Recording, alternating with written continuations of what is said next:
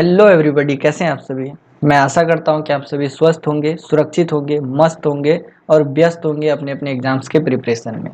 और आप सभी के एग्जाम्स के प्रिपरेशन और भी बेहतर हो और भी अच्छे हो, उसके लिए मैं भी अपनी ओर से प्रयास कर रहा हूं। और इसी श्रेणी में मैं आप लोगों के लिए एक और वीडियो सीरीज लेकर आया हूं। इस वीडियो सीरीज के अंदर हम लोग BEGAE 182 बुक के इम्पोर्टेंट क्वेश्चन आंसर्स को डिस्कस करेंगे। साथ ही हम लोग इसी सब्जेक्ट के प्रीवियस ईयर क्वेश्चंस को भी डिस्कस करेंगे और हम लोग ये देखेंगे कि कैसे आखिर हम लोग प्रीवियस ईयर के क्वेश्चन को टैकल कर सकते हैं और साथ ही आगे आने वाले प्रश्नों को भी, जो कि अगले एग्जाम में आएंगे, उसको कैसे हम लोग क्लियर कर सकते हैं, कैसे हम लोग अच्छे से डील कर सकते हैं। ठीक है, मेरी बातों को आप लोग समझ गए होंगे। इतना चलिए आगे बढ़ते हैं। देखिए दोस्तों, आगे बढ़ने से पूर्व मैं आप लोगों को बस एक छोटी सी सूचना देना चाहता हूँ। ये जो अंशु पब्लिशर्स है ना, ये पहले इग्नू टिप्स असाइनमेंट के नाम से जानी जाती थी, लेकिन अब ये चेंज हो चुकी है और ये चेंज होकर के हो चुकी है अब अंशु पब्लिशर्स। तो आप लोग इसे अब अंशु पब्लिशर्स के नाम से सर्च करेंगे तो आप लोगों को ये चैनल दिखाई देगी। और साथ ही आप लोग सोशल मीडिया पर भी अगर अंशु पब्लिशर्स को खोजेंगे या फिर इग्नू टिप्स असाइनमेंट को खोजेंगे तो ये आप लोगों को अंशु पब्लिशर्स के नाम से ही सारे सोशल मीडिया प्लेटफॉर्म्स पर अवेलेबल मिलेगी।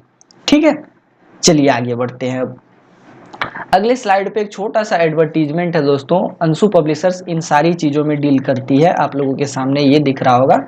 अगर आप लोग इनमें से किसी भी चीज़ की ज़रूरत महसूस करते हैं और आप लोगों को लगता है कि अंशु पब्लिशर्स इसमें आपकी मदद कर सकती है, तो आप लोग अंशु पब्लिशर्स से 3 माध्यम से जुड़ सकते हैं।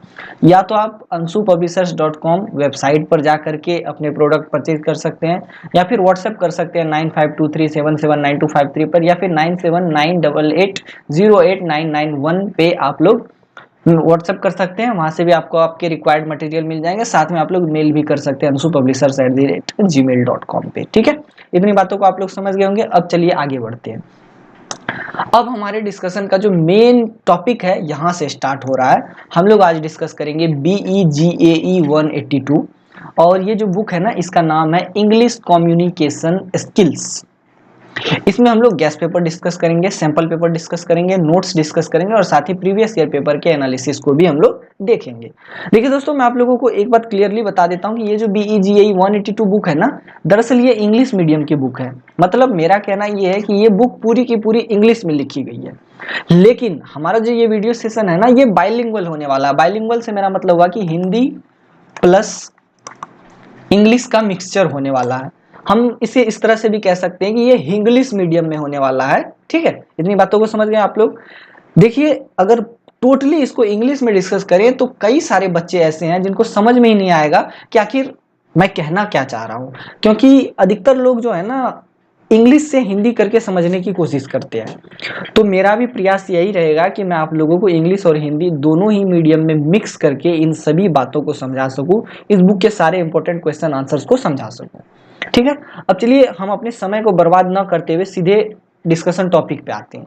ये जो बुक है ना, इसका नाम है इंग्लिश कम्युनिकेशन स्किल्स। क्या नाम है? English communication skills. तो इंग्लिश, यहाँ तो नाम से ही स्पष्ट है। एक्चुअली अपने इंडिया में, खास करके नॉर्थ इंडिया साइड में क्या है ना, कि इंग्लिश को एक सक्सेस माना जाता है। मतलब इंग्लिश को एक मीडियम ऑफ सक्सेस माना जाता है। English is treated as medium of success, not as a language. तो ये हमारे भारत देश की समस्या है थोड़ी सी। इंग्लिश को एक लैंग्वेज मानना चाहिए, इसको कोई मीडियम ऑफ सक्सेस नहीं मानना चाहिए। खास करके नॉर्थ इंडिया साइड में ये सिचुएशन है अभी। खैर, वो हमारे डिस्कशन का टॉपिक नहीं है। अब देखिए आगे है कम्युनिकेशन स्किल्स। ठीक है, इसमें एक वर्ड है कम्युनिकेशन। देखिए, कम्युनिकेशन का हिंदी होता है संचार। इसे हम लोग अभी आगे विस्तार से जानेंगे। और एक वर्ड है स्किल्स। स्किल्स का मतलब होता है कौशल या दक्षता। तो देखिए दोस्तों, जैसे मैं आपसे बातें कर रहा हूं, ठीक है, मैं अच्छे तरीके से आपसे डिस्कशन कर रहा हूं, तो ये मेरा कौशल हुआ। क्या हुआ? ये मेरा स्किल हुआ। बात तो आप भी करते हैं, आप भी दो लोगों से बात करते हैं। तो आप जो नॉर्मली बात कर रहे हैं, तो आप मान लेते हैं दो लोगों को समझा रहे हैं या किसी भी मैटर पर डिस्कशन कर रहे हैं, तो आप नॉर्मली टॉकिंग कर रहे हैं, नॉर्मली बातें कर रहे हैं। लेकिन अगर मैं अभी जो लेक्चर डिलीवर कर रहा हूँ, 1000, 2000, 5000 लोग अगर देखते हैं, और अगर 1000, 2000, 5000 में से 4000 लोग भी मेरे द्वारा डिलीवर किए गए लेक्चर को अच्छे से समझ लेते हैं, तो ये मेरा कौशल होगा, ये मेरी दक्षता होगी। स्किल्स का मतलब केवल इतना हो गया कि भगवान जो है ना, सभी को कुछ ना कुछ देते हैं।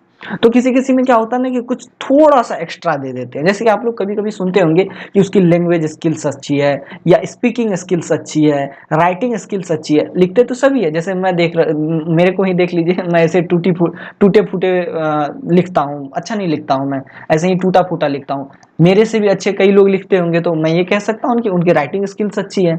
उनका क्या है, तो लेखन कौशल अच्छा है। ठीक है, तो अब आप लोग ये समझ गए होंगे स्किल्स क्या है। खैर, अब आगे बढ़ते हैं, देखते हैं कि हमारा मेन डिस्कशन का क्वेश्चन क्या है, जिसको हम लोग अभी स्टार्ट करेंगे, जिससे हम लोग अपना इस पूरे के पूरे चैप्टर को श्री गणेश करेंगे, सॉरी, इस पूरे के पूरे बुक को श्री गणेश करेंगे।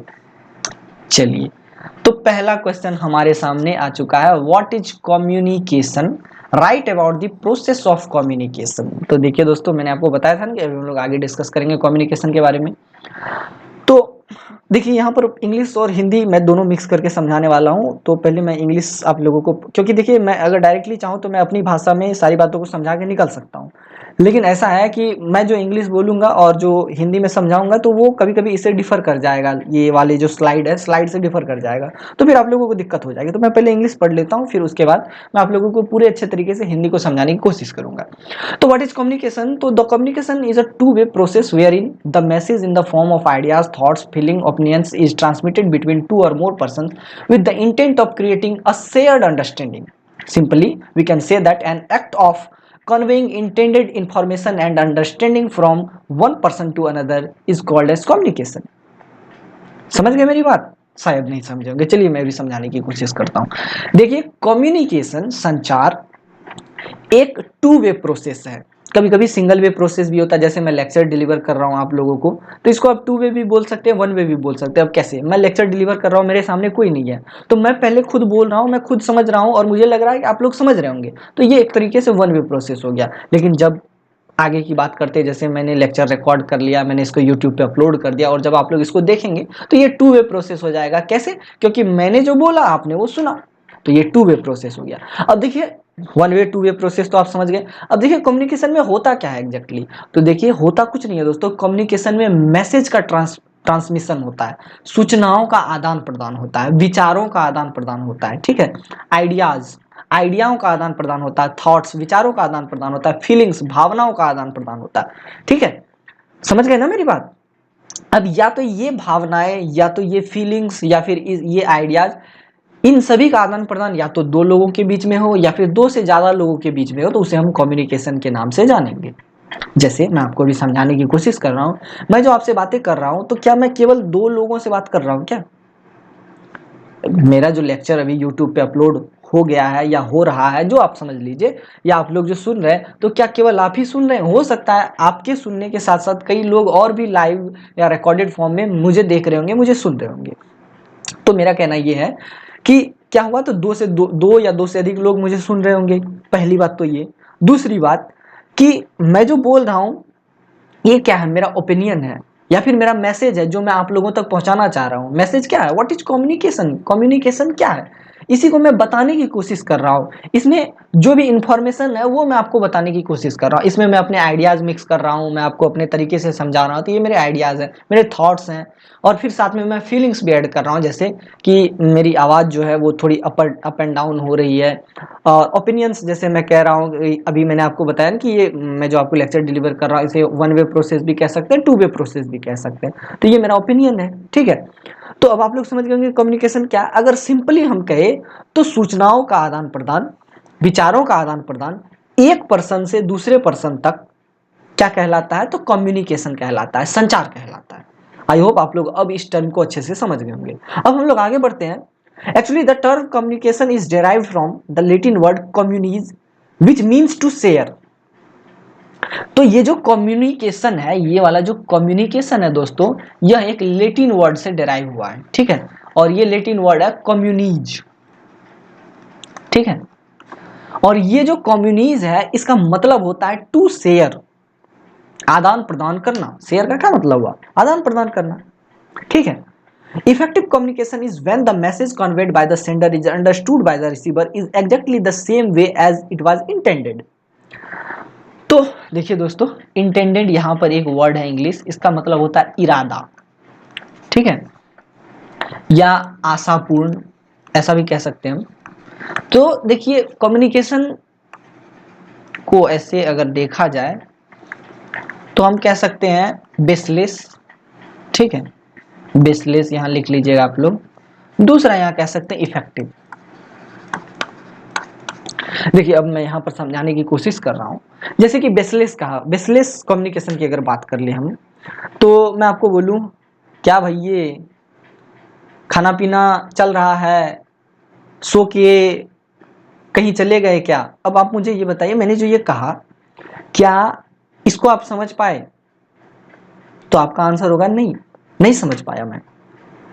तो यही है बेसलेस कम्युनिकेशन, ऐसे टाइप का communication in which message is not identifiable और नॉट अंडरस्टैंडेबल, या हम ये कह सकते हैं कि that type of communication in which message can't be understood. तो ऐसा है कि जब आप मैसेज को नहीं समझ पाते हैं, जैसे मैंने आपको बताया ना, मैंने जो भी बातें अभी कही उसको आपने समझा ही नहीं, तो वो बेसलेस कम्युनिकेशन हो गया।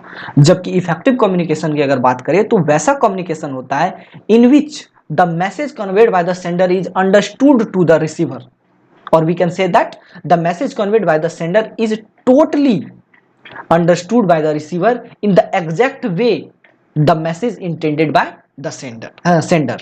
ठीक है, तो जैसे कि मैं भी लेक्चर आप लोगों से डिस्कस कर रहा हूं, मैं क्वेश्चन डिस्कस कर रहा हूं, तो मैं ये आशा करता हूं कि मैं जो बातें बता रहा हूं वो एग्जैक्टली वैसे ही आप लोग समझ रहे होंगे जैसा कि मैं समझाने की कोशिश कर रहा हूं। This type of communication is known as effective communication.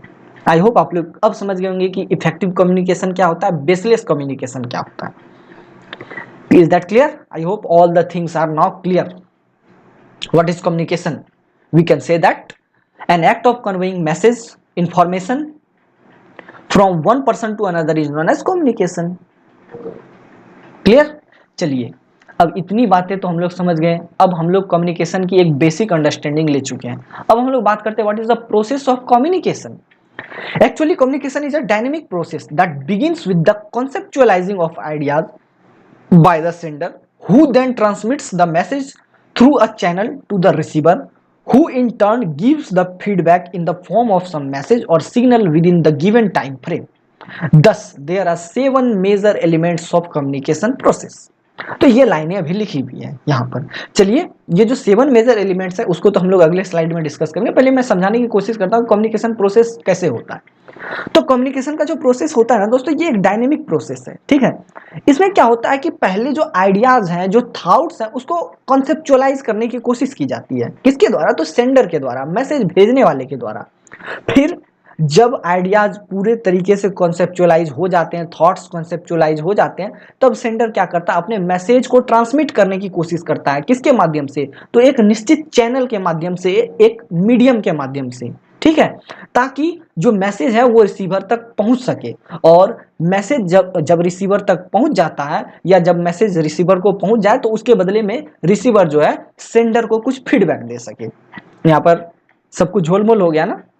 I hope आप लोग मतलब कंफ्यूज हो गए होंगे। चलिए मैं इसको और अच्छे से समझाने की कोशिश करता हूँ। जैसे मैं आपसे बातें कर रहा हूँ ना, अभी मैं आप लोगों से डिस्कस कर रहा हूँ, तो इसमें क्या है?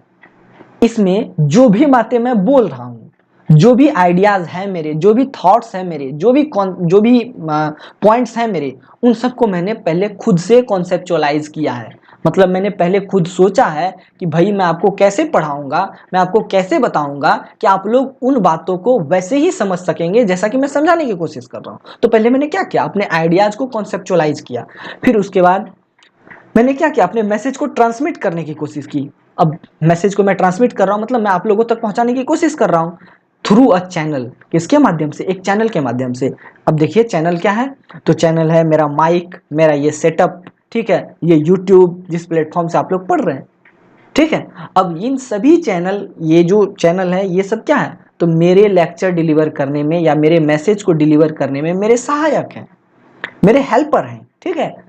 तो ये सारे क्या कहलाएंगे? चैनल कहलाएंगे। अब मान लेते हैं जब आप लोगों ने मैसेज को सुन लिया, जब आप लोगों ने लेक्चर को सुन लिया, तो अब समस्या ये है कि अब आप लोग लेक्चर को समझे या नहीं। अगर आपने समझा तो आप क्या करेंगे? एक पॉजिटिव फीडबैक देंगे, या फिर आप एक नेगेटिव फीडबैक देंगे। अगर आप नहीं समझेंगे तो नेगेटिव देंगे, समझेंगे तो पॉजिटिव देंगे। तो अब देखिए ऐसा है कि मैंने जो चैनल को यूज़ किया था उसी चैनल के माध्यम से आप लोग क्या करेंगे, अपने फीडबैक को भी देने की कोशिश करेंगे। मैंने चैनल क्या यूज़ किया था, यूट्यूब यूज़ किया था। लास्टली आप लोग यूट्यूब के माध्यम से ही तो लेक्चर देख रहे हैं।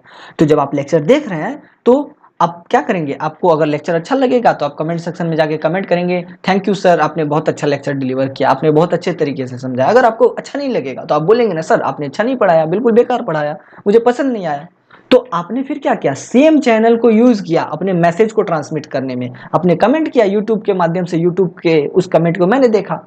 तो यही है कम्युनिकेशन प्रोसेस। तो टोटली कुल मिला के ये क्या है, एक डायनेमिक प्रोसेस है। इसमें एक सेंडर होता है, जैसे कि मैं भी एक सेंडर हूँ, फिर इसमें एक मैसेज होता है, बिल्कुल जैसे कि मैं भी आपसे बातें कर रहा हूँ, फिर उसके बाद एक चैनल होता है, चैनल मतलब मीडियम, ठीक है।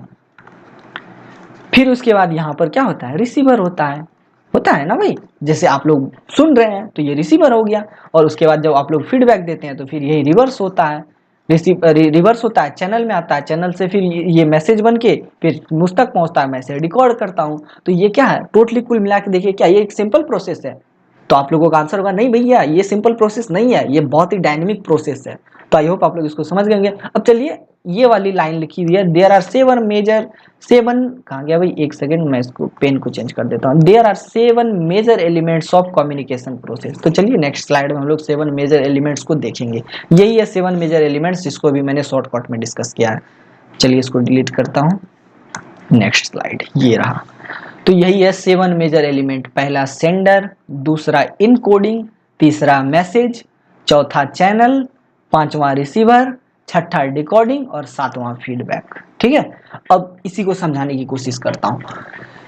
सेंडर, सबसे पहले क्या है सेंडर, द सेंडर और the communicator is the person who initiates the conversation and has conceptualised the ideas that he intends to convey it to others. तो सेंडर क्या है, क्या होता है, एक कम्युनिकेटर होता है, ठीक है, एक कथाकार होता है या एक मैसेज दाता होता है, समाचार दाता होता है, ठीक है, या सूचना प्रदाता होता है। वो एक पर्सन होता है जो कि कन्वर्जेशन को इनिशिएट करता है, बातों की शुरुआत करता है और आइडियाज को कंसेप्चुअलाइज करता है और लोगों तक पहुंचाने की कोशिश करता है। जैसे मैं एक सेंडर हूँ, पहले मैं क्या कर रहा हूँ, अपनी बातों को, अपने कन्वर्जेशन को स्टार्ट कर रहा हूँ, फिर जितने भी आइडियाज हैं मेरे वो मैं ऐसे ही नहीं बोल रहा हूँ, मैं कॉन्सेप्चुअलाइज कर रहा हूँ, पहले मैं सोच समझ रहा हूँ अपने मस्तिष्क में कि क्या मैं बोल रहा हूँ, क्या बच्चे समझ रहे होंगे, क्या आप जो बाल कलाकार है वो समझ रहे होंगे या नहीं। तो मैं क्या हो गया, सेंडर। अब दूसरा है encoding, the sender begins with the encoding process where he use certain words or non-verbal methods such as symbol, signs, body gesture etc to translate the information into a message। ठीक है, अगली slide में message ही लिखा हुआ ना, हाँ message ही लिखा हुआ है। The Sanders knowledge, skills, perception, background, competencies etc has a great impact on the success of a message. तो ये लिखा हुआ है भैया। चलिए इसको मैं पिछले स्लाइड से, मतलब इस वाले स्लाइड से समझाता हूँ। तो इनकोडिंग क्या हुआ, जैसे मैं एक सेंडर हूँ, एक सेकंड में सारे को इरेज कर देता हूँ, मैं एक सेंडर हूँ, ठीक है, तो मैंने कन्वर्जेशन स्टार्ट किया, तो मैंने कन्वर्जेशन को स्टार्ट करने के साथ साथ ही इनकोडिंग प्रोसेस को भी स्टार्ट किया, जिसमें मैं क्या कर रहा हूँ, सर्टेन वर्ड्स यूज कर रहा हूँ। ऐसा तो नहीं है ना कि मैं आपसे बातें कर रहा हूँ कुछ भी बोल रहा हूँ, कोई वर्ड्स यूज ही नहीं कर रहा हूँ, बस मुंह को बंद किए हुए खड़ा हूँ, चुप्पी साधे हुए खड़ा हूँ, कुछ बोल ही नहीं रहा हूँ, सिर्फ लेक्चर सिर्फ स्लाइड चल रहा है, ऐसा तो नहीं है भैया। तो सर्टेन वर्ड्स यूज कर रहा हूँ, मैं शब्दों को यूज कर रहा हूँ, ठीक है। साथ में नॉन वर्बल मेथड्स, अभी हम लोग आगे पढ़ेंगे वर्बल मेथड क्या है, नॉन वर्बल मेथड क्या है, उसको हम लोग आगे पढ़ेंगे। फिर यहाँ पर नॉन वर्बल का मतलब हो गया जैसे कि जो लिखा हो, लिखा हुआ ना हो या फिर बोला हुआ ना हो। जैसे आप लोग क्या कहते हैं, जैसे आपके सामने ये लिख दिया जाए, एक सेकंड पेन कहाँ गया भाई, ये इसको देख के आप क्या समझते हैं, प्लस साइन समझते हैं। आप मुझे ये बताइए यहाँ पर प्लस लिखा क्या मैंने या एडिशन लिखा क्या मैंने, नहीं लिखा ना, आपने सिर्फ सिंबल देखते हुए समझ लिया। तो यही नॉन वर्बल मेथड है। या फिर आपके सामने ये खड़ा कर दिया, ये बना दिया जाए ये वाला फिगर, तो आप क्या कहते हैं, ये ट्रायंगल है। तो ये क्या है, नॉन वर्बल मेथड्स हैं, ठीक है। खैर चलिए मुद्दे पर आते हैं। तो ऐसा है कि मैं सर्टेन वर्ड्स यूज कर रहा हूँ, साथ में नॉन वर्बल मेथड्स भी मैं यूज कर रहा हूँ। हालांकि आप लोगों को वो नॉन वर्बल मेथड्स नहीं दिख रहा होगा, मैं जो आपसे बातें करता हूँ ना तो मेरे हाथ जो है ना वो ऑटोमेटिक चलते रहते हैं, ठीक है, मतलब होता है ना, जैसे कोई सामने में बैठा हुआ बंदा, आप कभी टीचर्स को देखते होंगे, आपने कभी टीचर्स को देखा होगा तो आपने ये नोटिस किया होगा, बट टीचर्स जब पढ़ाते हैं ना तो वो अपने हाथों को, अपने चेहरे को मतलब थोड़ा थोड़ा चेंज करते रहते हैं। तो क्या होता है ना कि बच्चे उससे ज़्यादा समझते हैं। तो आप अपने टीचर्स को देखते होंगे तो आप नोटिस करते होंगे उनका हाथ चलता है, तभी वो पढ़ाते हैं, समझाते हैं। तो इसी तरीके से मैं क्या कर रहा हूँ, सेंडर हूँ मैंने अपने आइडियाज़ को कॉन्सेप्चुअलाइज किया, फिर उसके साथ मैंने अपने इनकोडिंग प्रोसेस को स्टार्ट किया, मतलब मैंने अपने वर्ड्स को यूज़ करना स्टार्ट किया, और साथ में नॉन वर्बल मेथड्स में अपने हाथों को हिला रहा हूँ, फिर कभी कभी सिम्बॉल्स यूज़ कर रहा हूँ, बॉडी गेस्चर मतलब वो हाथों को जो हिला रहा हूँ, फिर तो ये सब क्या है, ये सब मैं इनकोडिंग के लिए कर रहा हूँ। और फिर जैसे जितना ज़्यादा मेरा वर्ड्स अच्छा होगा, जितने अच्छे से मैं आपको समझाने की कोशिश करूँगा, जितने अच्छे से मैं इनकोडिंग करूँगा, उतने अच्छे से मेरा मैसेज कन्वर्ट होगा, उतने अच्छे से आप लोग समझेंगे। तो इनकोडिंग समझ गए होंगे। इनकोडिंग कुछ नहीं है, एक सिंपल सा प्रोसेस है जिसमें कि वर्ड्स वगैरह इन सब का यूज कैसे हो, प्रोनाउंसिएशन कैसे हो, यही सब चीज़ों की जानकारी हमें प्राप्त होती है इनकोडिंग के माध्यम से। सेंडर जो है क्या करता है, तो बस अपने आइडियाज को कॉन्सेप्चुअलाइज करके फिर उसको धरती पर उतारने की कोशिश करता है, मतलब मुख से बोलने की कोशिश करता है, वो भी अच्छे तरीके से। Now the third step is message. तो देखिए सेंडर हूं मैं, चलिए पहले इंग्लिश को देख लेते हैं। Once the encoding is finished, the sender gets the message that he intends to convey. The message can be written, oral, symbolic और non verbal, such as a body gesture, silence, sigh, sounds etc, और any other signal that triggers the response of a receiver. तो sender हूँ मैं, message convey करने की कोशिश कर रहा हूँ। इनकोडिंग स्टार्ट करी मैंने, वर्ड्स बोलना स्टार्ट किया, ठीक है। फिर साथ में यहाँ स्लाइड बने हुए हैं, ठीक है, फिर मेरे हाथ हिल रहे हैं, बॉडी पोस्चर मेरा चेंज हो रहा है। तो ये सभी क्या हो रहा है, इनकोडिंग का, ये सभी इनकोडिंग के प्रोसेस में आ रहे हैं। अब मैसेज, जैसे कि इनकोडिंग हो गया, अब सेंडर हूँ मैं, मुझे पता है मुझे बोलना क्या है, मेरे वर्ड्स क्या है जो कि मेरे माइंड्स में अभी चल रहे हैं। जो मैं आपसे बात कर रहा हूँ तो मेरे मस्तिष्क में ये भी चल रहा है कि मुझे क्या बोलना है, मैं आगे क्या बोलूंगा वो भी मैं सोच लेता हूँ, ठीक है। तो क्या हो गया, इनकोडिंग मेरा आगे चल रहा है, फिर मैसेज मैं पीछे से डिलीवर कर रहा हूँ। तो इनकोडिंग हो गई, मेरे मस्तिष्क में आगे सारे कुछ कैलकुलेट हो गए, मुझे ऐसे ऐसे बोलना है, ये वर्ड्स बोलने हैं, स्लाइड तैयार रखी हुई है मेरी, सब कुछ है, ठीक है। तो अब मैसेज मैं बोल रहा हूँ, तो इसमें क्या है कि मैसेज मैं कन्वे करने की कोशिश कर रहा हूँ। अब मैसेज देखिए रिटन हो सकता है, जैसे ये स्लाइड है, ऑरल जो मैं बोल रहा हूँ, सिंबॉलिक हो सकता है, जैसे क्या कहते हैं, कभी कभी कुछ लोग प्लस ऐसे सिंबल लिखते हैं तो वो प्लस हो गया। फिर उसके बाद मान लेते हैं non verbal, body posture, body gesture, ये सब के माध्यम से मैं क्या कर रहा हूँ, मैसेज कन्वे करने की कोशिश कर रहा हूँ। कम्युनिकेशन चैनल, तो the sender chooses the medium through which he wants to convey his message to the recipients. It must be selected carefully in order to make the message effective and correctly interpreted by the recipient. The choice of medium depends on the interpersonal relationship between the sender and the receiver, and also on the urgency of the message being sent. Oral, virtual, written, sound, gesture etc are some of the commonly used communication medium. देखिए, अब देखिए communication channel की बात करते हैं। अब देखिए sender हूं मैं, इनकोडिंग कर ली है मैंने, मैसेज भी मेरे पास रेडी है, मतलब मैंने लेक्चर भी रिकॉर्ड कर लिया, सारी बातें लिख डाली है, सब कुछ कर डाला। अब कुछ कम्युनिकेशन चैनल तो होना चाहिए, कुछ तो मीडियम होना चाहिए जिससे मैं आप तक पहुंच सकूं। तो वो मीडियम मेरे लिए क्या है, वो मीडियम है मेरे लिए ये मेरी माइक, ये मेरा पेन टैबलेट, ये मेरा लैपटॉप, ये मेरा नहीं, ये आप सबों का यूट्यूब। तो कोई भी ऐसा मीडियम जिसके माध्यम से सेंडर अपने मैसेज को रिसीवर तक, मतलब आप लोगों तक डिलीवर करने की कोशिश करता है, मतलब मैं आप लोगों तक डिलीवर करने की कोशिश करता हूं, तो वो जो मीडियम है वो कम्युनिकेशन चैनल के नाम से जाना जाएगा। जैसे कि लास्टली आप लोग यूट्यूब के माध्यम से मेरी बातों को सुनते हैं, तो कम्युनिकेशन चैनल आप लोगों के लिए क्या हो गया, यूट्यूब, ठीक है। समझ में आई मेरी बात या नहीं आई, आई होप आप लोग इसको समझ गए होंगे। अब देखिए जो मीडियम का चॉइस होता है ना, कम्युनिकेशन मीडियम, जो कम्युनिकेशन चैनल होता है, वो इस बात पे डिपेंड करता है कि सेंडर और रिसीवर के बीच में क्या रिलेशनशिप है। जैसे मेरे और आपके बीच में क्या रिलेशनशिप है, दोस्ती का रिलेशनशिप हो सकता है, टीचर स्टूडेंट का हो सकता है, कॉलीग का हो सकता है, जैसे आप लोग मान लें, ठीक है। तो अब देखिए ऐसा है कि मेरे पास मीडियम क्या है, यूट्यूब के माध्यम से मैं आप लोगों तक पहुंच रहा हूं। तो ऐसा है कि जो मीडियम जो होती है ना, चॉइस ऑफ मीडियम जो होती है, वो रिलेशनशिप पे डिपेंड करती है, सेंडर और रिसीवर के। कभी कभी मैसेज के अर्जेंसी पे भी जो है ना वो कम्युनिकेशन चैनल डिफर करता है। जैसे मान लेते हैं अभी आपको बहुत ज़्यादा अर्जेंटली मुझसे बात करनी है, ठीक है, आप मेरा नंबर खोजेंगे और सीधे मुझे कॉल मिलाएंगे और मेरे से डायरेक्ट बात कर लेंगे, ठीक है। और आपकी जो समस्या होगी वो मैं सुनूंगा। आप क्या हो गए, सेंडर हो गए, मैं आपकी बातों को सुनूंगा, मैं रिसीवर हो गया। तो आपकी बातों में अर्जेंसी थी, आपके मैसेज में अर्जेंसी थी। तो क्या होता है कि जितनी ज्यादा अर्जेंसी होगी मैसेज में, कम्युनिकेशन चैनल उतना ही फास्ट होगा। आई होप आप लोग इन सभी बातों को समझ गए होंगे। अब अगला है रिसीवर। लास्टली अब आपकी बात करते हैं। तभी से तो मैं अपने पे ही ले रहा था सारी बातों को।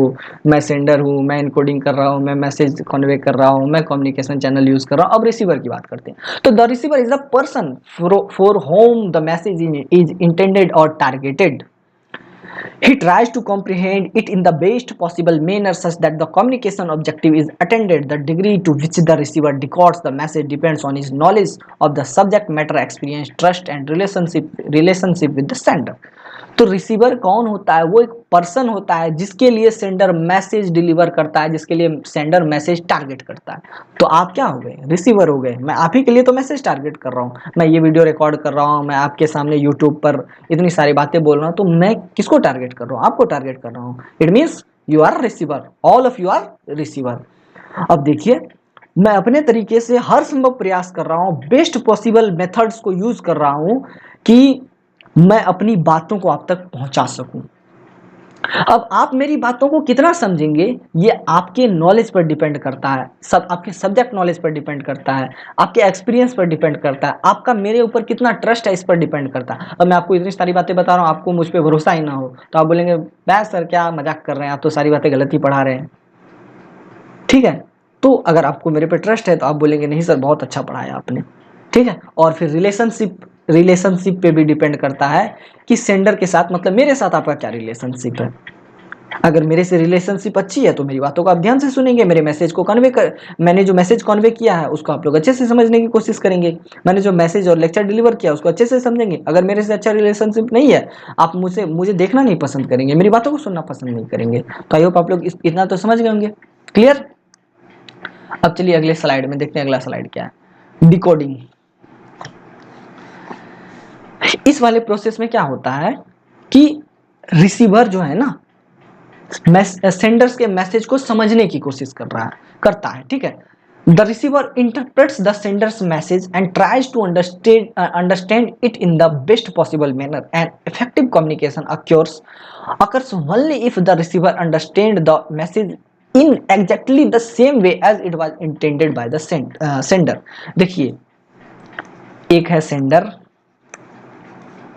एक है रिसीवर। सेंडर क्या करता है? मैसेज की इनकोडिंग करता है। क्या करता है? ठीक है।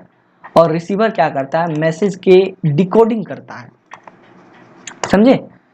तो सेंडर क्या करता है? अपनी बातों को इनकोड करता है, उसको कॉन्सेप्चुअलाइज करता है। रिसीवर क्या करता है? उन कॉन्सेप्चुअलाइज बातों को तोड़ने की कोशिश करता है।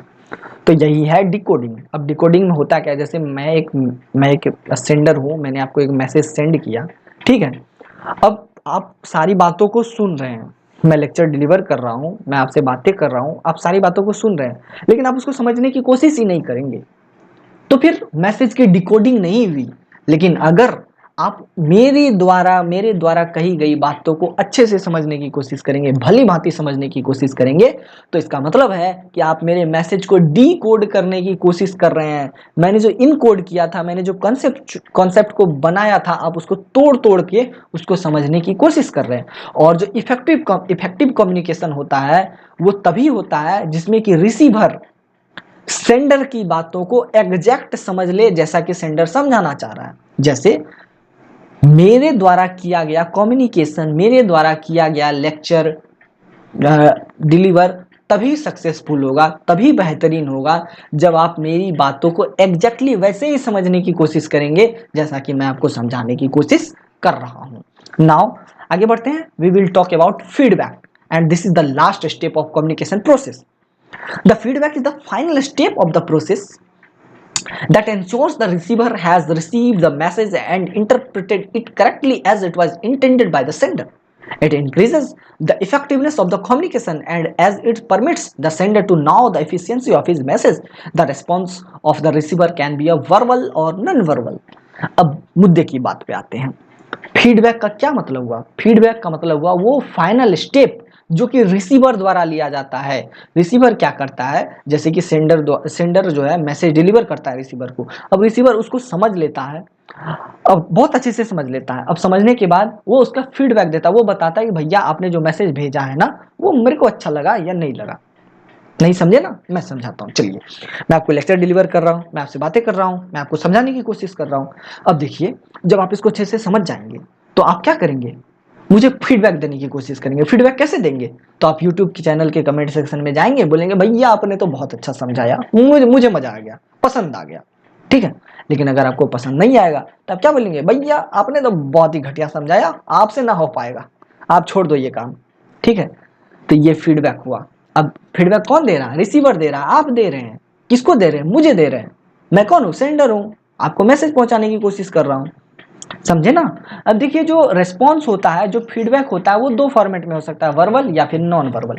अब देखिए, वर्बल, अभी ऊपर मैंने आपको नॉन वर्बल के बारे में समझाया पिछली वाली स्लाइड में, एकदम शॉर्ट में बताया, जैसे सिंबल्स, ये प्लस, ये ट्रायंगल, आप देखते होंगे कि खोपड़ी बनी होती है, उस पर दो, ये क्या कहते हैं, दो हड्डियां लगी होती है, तो ये सब नॉन वर्बल मेथड्स हैं। ठीक है, वर्बल मेथड्स की बात करते हैं, ये जो लिखा हुआ कंटेंट है ये वर्बल मेथड में आएगा, या फिर आप जो यूट्यूब पे मैसेज लिखेंगे वो वर्बल मेथड में आएगा। तो भैया ऐसा है कि जो भी फीडबैक होता है वो दोनों फॉर्मेट में दिए जा सकते हैं, वर्बल और नॉन वर्बल दोनों। जैसे कि आप लिख देंगे, आप कमेंट सेक्शन में लिख देंगे, वेरी गुड भैया, आपके लेक्चर को देख के तो मजा आ गया।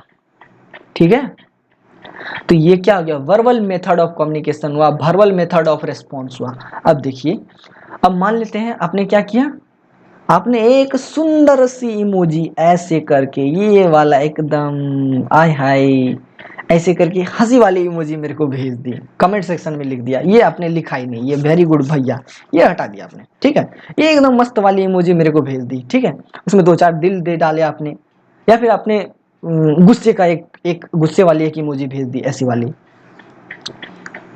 ऐसे ऐसे एकदम मुंह फुलाता हुआ चेहरा। तो ये क्या है, ये नॉन वर्बल मेथड है। आखिर इसके माध्यम से भी तो आपने मुझ तक अपने रिस्पॉन्स पहुंचाने की कोशिश की, अपने फीडबैक पहुंचाने की कोशिश की। तो आई होप अब आप लोग समझ गए होंगे 7 major elements of effective communication process. ठीक है, अब एक नोट लिखा हुआ, the noise shows the barriers in communication, there are chance when the message send by the sender is not received by the recipient exactly.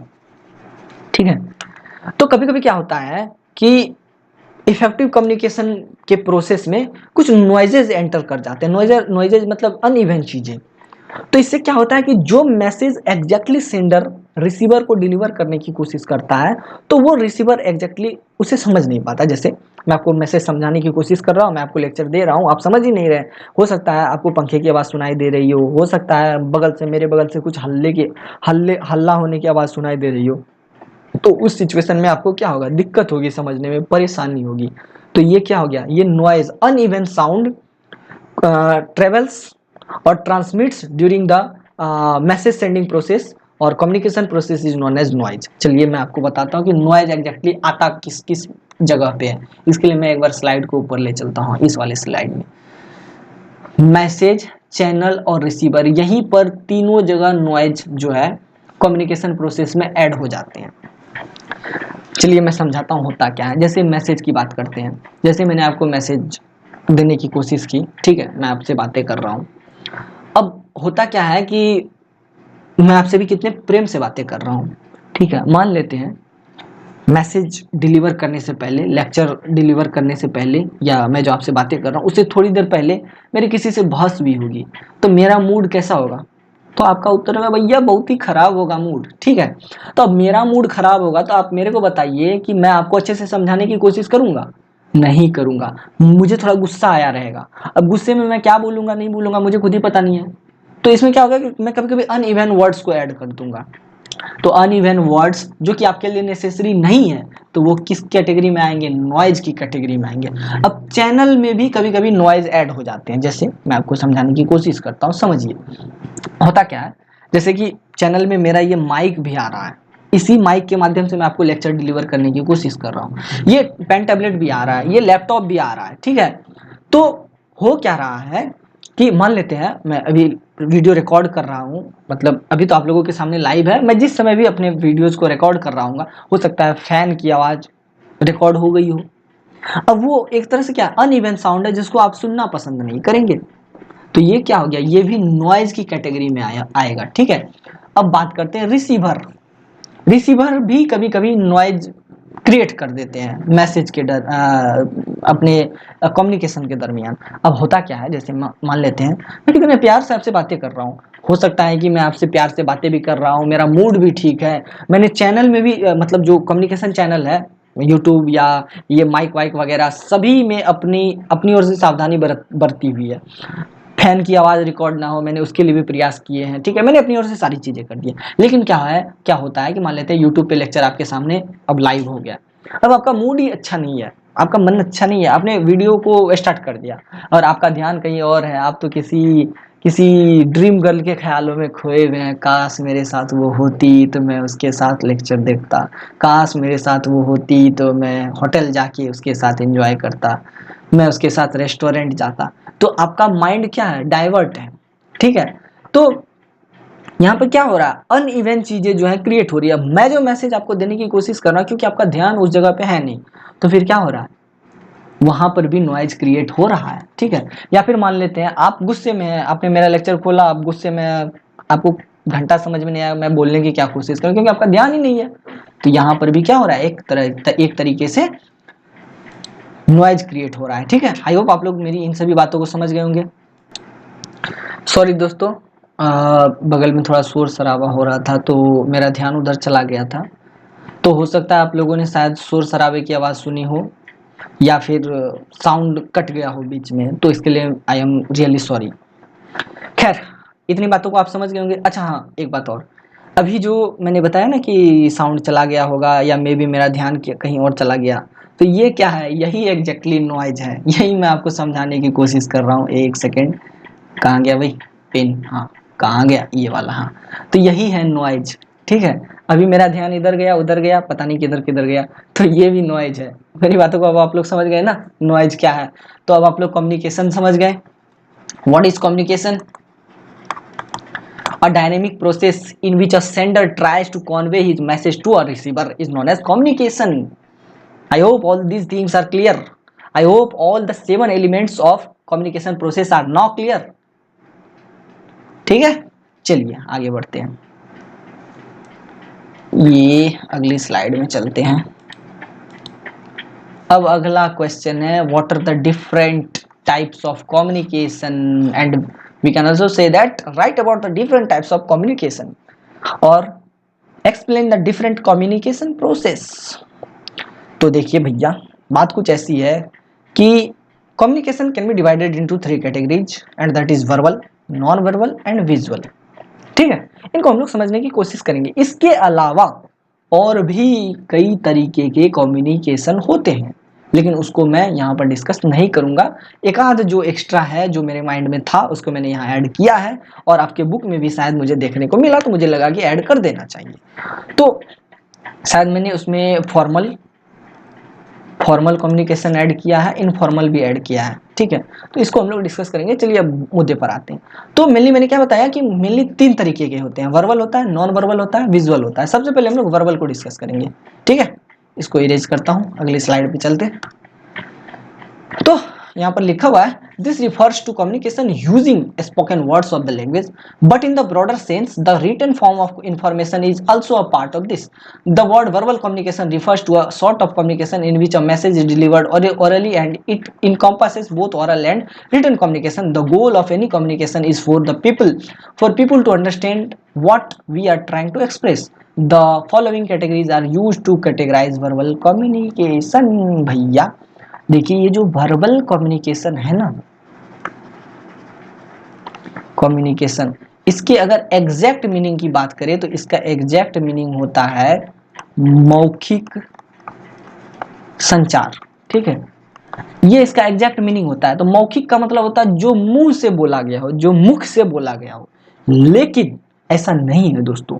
Verbal communication के अंदर अंदर जो है हम लोग सिर्फ मुंह से बोली हुई बातों को ही कंसीडर नहीं करते हैं, मुंह से बोले हुए मैसेज को ही कंसीडर नहीं करते हैं, बल्कि हम लोग इसमें रिटन मैसेज को भी कंसीडर करते हैं, रिटन कम्युनिकेशन को भी कंसीडर करते हैं, ओनली ओरल नहीं। सिर्फ ऑरल नहीं बल्कि रिटन और ऑरल दोनों को ही हम लोग कंसीडर करते हैं, इसके अंदर दोनों को ही इसके अंदर रखते हैं। तो अभी हम लोग बात कर रहे हैं वर्बल कम्युनिकेशन, मौखिक संचार के बारे में। तो पहला हम लोग डिस्कस कर लेते हैं ओरल कम्युनिकेशन के बारे में, दूसरा हम लोग डिस्कस कर लेते हैं रिटन कम्युनिकेशन, क्योंकि मेनली दो ही सब पार्ट होते हैं वर्बल कम्युनिकेशन के। तो ओरल कम्युनिकेशन की बात अगर हम लोग करें तो हम कह सकते हैं communication using spoken words through a channel और अ मीडिया इन डायरेक्ट और indirect form. The information here is passed only in the form of sound. The conversation is an oral mode of communication which can take place face to face, over the phone, or via voice messages. In oral communication, spoken words are used. Example includes face to face communication, speech telephonic communication, video, radio, television, and voice over internet. Oral communication is influenced by pitch, loudness, and clarity of speech. तो ऑरल communication को अब हम लोग समझने की कोशिश करते हैं। देखिए दोस्तों, बेसिकली मुद्दा ये है कि ऑरल कम्युनिकेशन जो होता है ना, एक सिंपल सा कम्युनिकेशन होता है, ठीक है, और सबसे ज़्यादा हम अपने जीवन में इसी कम्युनिकेशन प्रोसेस को यूज करते हैं, इसी संचार माध्यम को यूज करते हैं।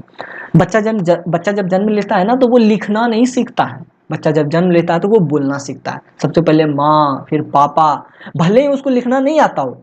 आप किसी भी अनपढ़ से अनपढ़ को मिल लीजिएगा, जिसको कुछ भी नहीं आता, पागल से पागल को मिल लीजिएगा, बुराई नहीं कर रहा हूं मैं किसी की, मैं बस एक इन्फॉर्मेशन शेयर करने की कोशिश कर रहा हूँ। पागल से पागल, मंद बुद्धि से भी मंद बुद्धि को मिल लीजिएगा, उसको भले ही लिखना ना आता हो बट ओरल कम्युनिकेशन जरूर आता होगा, उसको बोलना जरूर आता होगा, ठीक है।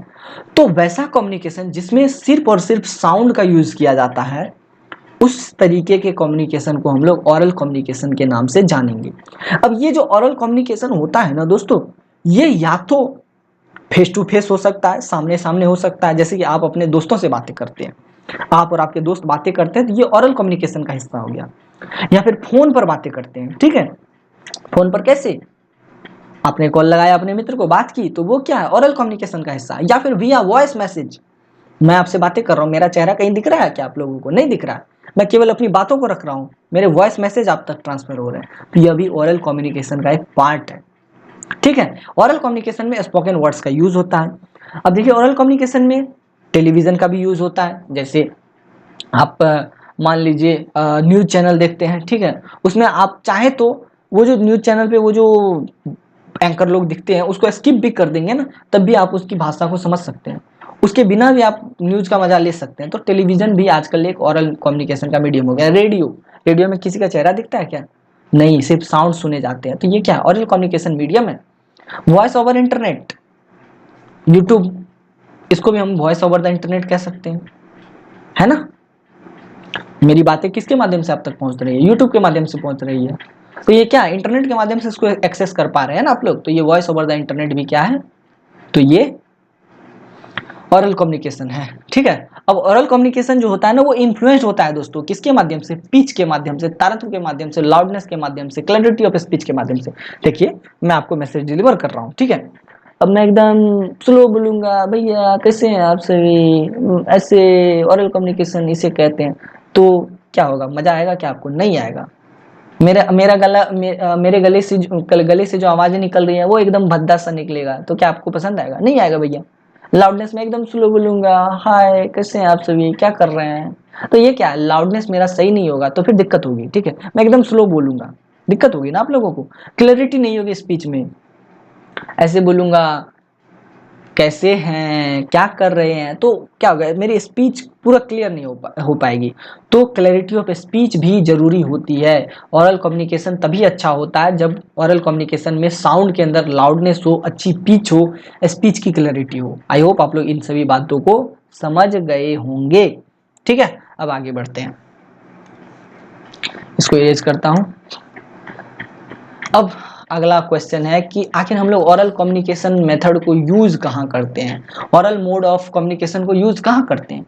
तो personal authentication is needed between an officer and her personal secretary, a journalist and her source, social and gregarious needs must be met. Speaking with a visiting delegation, warmth and personal qualities are called group of team interaction. फिर exactitude and precision are not vitally important brainstorming ideas, ठीक है।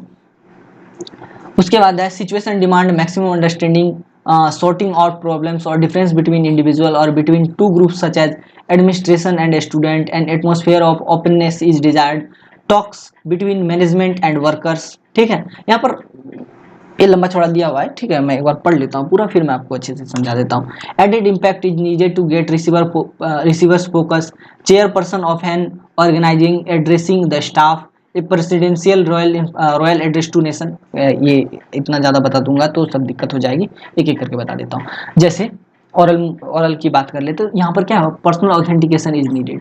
जैसे यहाँ पर क्या है कि आपने देखा होगा बातें करते हुए ओरल मीडियम ऑफ कम्युनिकेशन में एक ऑफिसर है, बड़ा ऑफिसर है, और उससे जूनियर कोई सेक्रेटरी है या उसका कोई पर्सनल सेक्रेटरी है, तो उस मीडियम में क्या होता है, उस समय जो बातें होती है वो कैसे होती है, तो वो भी ओरल कम्युनिकेशन मीडियम में होती है. तो यहाँ पर भी ओरल कम्युनिकेशन का मीडियम चल गया. जैसे एक जर्नलिस्ट, एक पत्रकार बात करता है किससे, अपने सोर्सेस से मतलब अपने जो क्या कहते हैं, जो उसको मैसेज देते हैं कि भैया ये घटना यहाँ हुई, ये घटना यहाँ हुई, तो वहाँ पर क्या oral medium of communication use होता है. यहाँ पर social and gregarious need must be meet.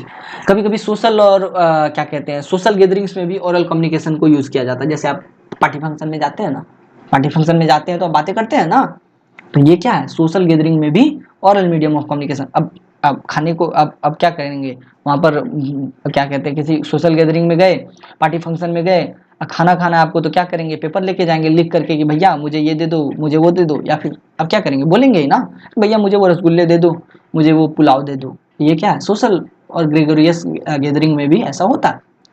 Warms and personal qualities are called group और टीम इंटरेक्शन. तो कभी कभी क्या होता है कि जब ग्रुप, आप जैसे 5 लोग मिलके बातें कर रहे हैं, तो वार्मथ और पर्सनल क्वालिटीज में भी क्या होता है, तो ओरल मीडियम ऑफ कम्युनिकेशन को यूज किया जाता है. कभी कभी टीम इंटरेक्शन में भी, जैसे कि कह ले कि मैं किसी कंपनी में जॉब करता हूँ, ठीक है, और मेरे साथ 5 लोग मुझसे जुड़े हुए हैं, तो मैं आपस में बातें करूंगा, तो यहाँ पर क्या हो गया, यहाँ पर भी ओरल मीडियम ऑफ कम्युनिकेशन को यूज किया जाता है. ठीक है, मेरी बातों को समझे या नहीं समझे. अब आगे बढ़ते हैं, देखते हैं अगला क्या है. Added impact is needed to get receiver's focus. अब कहीं कहीं रिसीवर के मतलब जो मैसेज आप कन्वे करने की कोशिश कर रहे हैं और आपको रिसीवर्स के फोकस को पाना है, तो उस समय भी oral medium of communication use होता है. जैसे कोई किसी एक कंपनी का एमडी है, मैनेजिंग डायरेक्टर है, वो अपने एम्प्लॉयज से बात करेगा, अपने एम्प्लॉयज को एड्रेस करेगा, तो वो एकदम एक तरीके से ऐसे बिहेव करेगा जैसे कि बोलेगा कैसे हैं आप सभी, ठीक है, आशा करता हूँ अच्छे होंगे. तो चेयरपर्सन पहले उसका वार्म वेलकम करेगा सारे ऑर्गेनाइजेशन के स्टाफ का. फिर उसके बाद उसको बताएगा भैया ऐसे ऐसे करना है, ये वाला प्रेजेंटेशन है, ये हमें प्रोजेक्ट आया, इस पे काम करना. तो यहाँ पर भी क्या होगा, oral medium of communication use होगा. तो कुल मिलाकर के हम ये देखते हैं कि हम अपने जिंदगी के लगभग 70% हिस्सों में ओरल मीडियम ऑफ कम्युनिकेशन को यूज करते हैं. क्लियर. ये बुकिश लैंग्वेज में लिखा हुआ है ना, तो ये मुझे उतना पसंद था नहीं, मैं हालांकि मैंने इसको ऐड कर दिया, आपके बुक में डाला हुआ था, तो मुझे लगा बता देना चाहिए था. ठीक है, तो मैंने बता दिया. अब बात करते हैं रिटन कम्युनिकेशन के बारे में.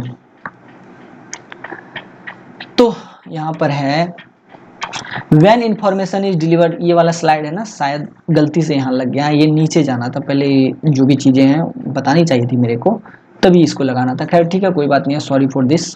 ये वाला इसको पीडीएफ के अंदर जब स्लाइड आप लोगों को परचेज के लिए अवेलेबल करवा दी जाएगी तो मैं इसको ठीक कर दूंगा, या ठीक नहीं भी करूंगा तो चलेगा, कोई दिक्कत नहीं है. चलिए बात करते हैं यहाँ पर. When information is delivered into written form, letters, emails, text, research reports, handbooks और posters, even flyers, poster on social media are also considered in this communication, in written communication. Written signs and symbols are used to transmit information. A handwritten, एक second, इस वाले slide पे आते हैं. Message might be typed और handwritten. Message can be sent via email, ये वाला erase करता हूँ. Letter, report, note, other kinds of communication. ठीक है, the message in written communication is influenced by the vocabulary and grammar use as well as the writing style, precision and clarity of the language used.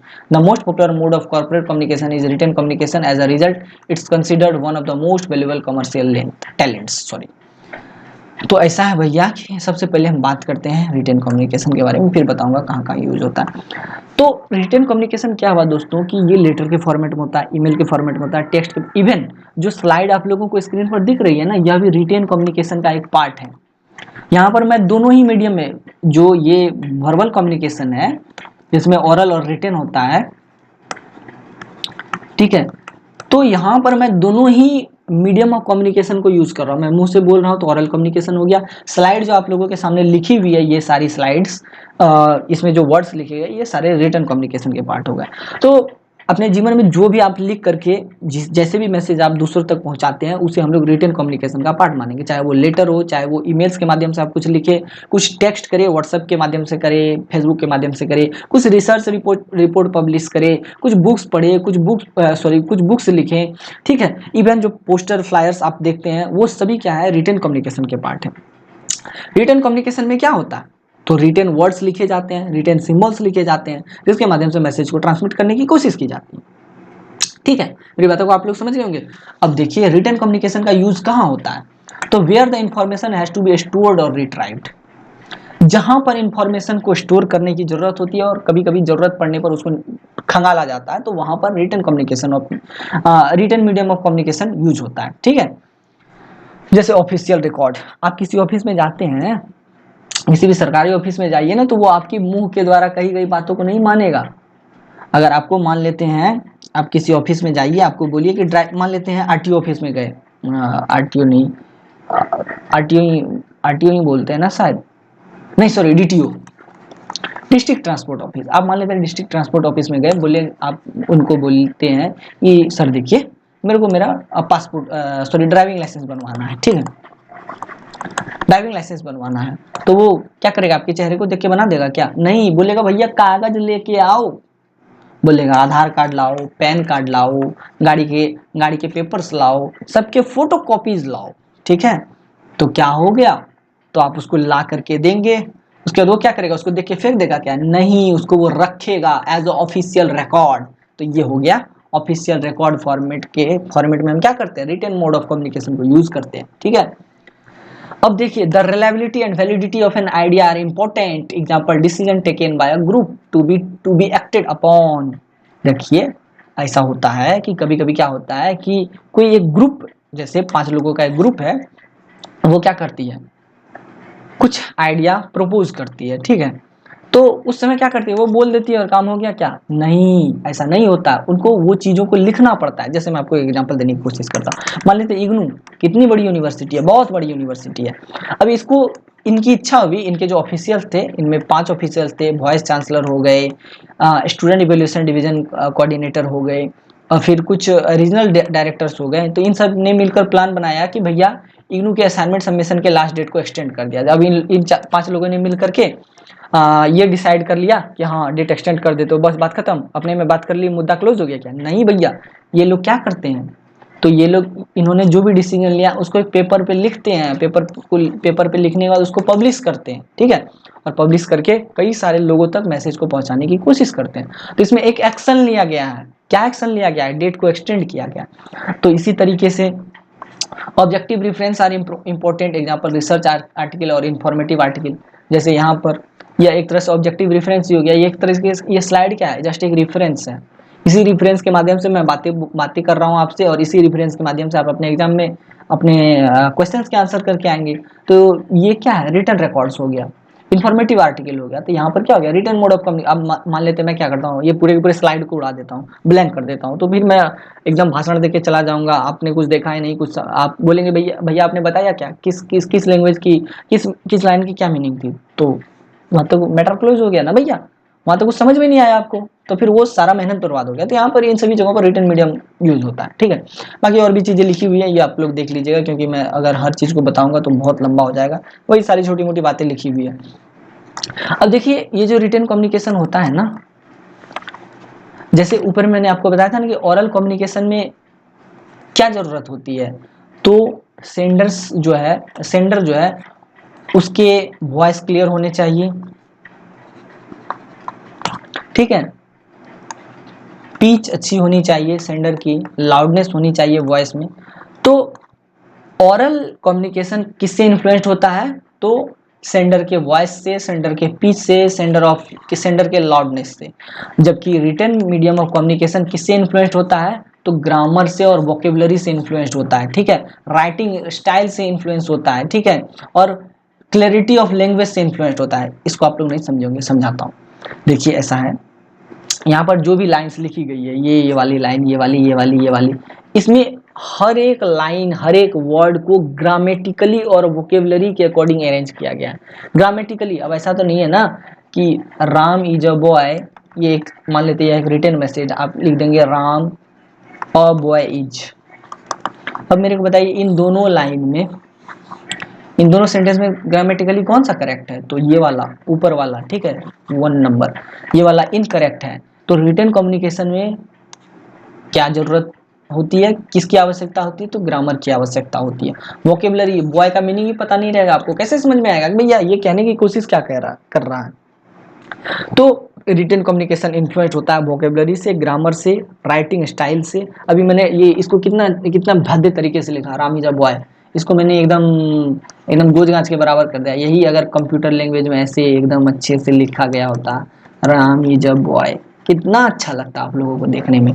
तो writing style भी written medium of communication को influence करता है। तो मेरी बातों को अब आप लोग समझ गए होंगे।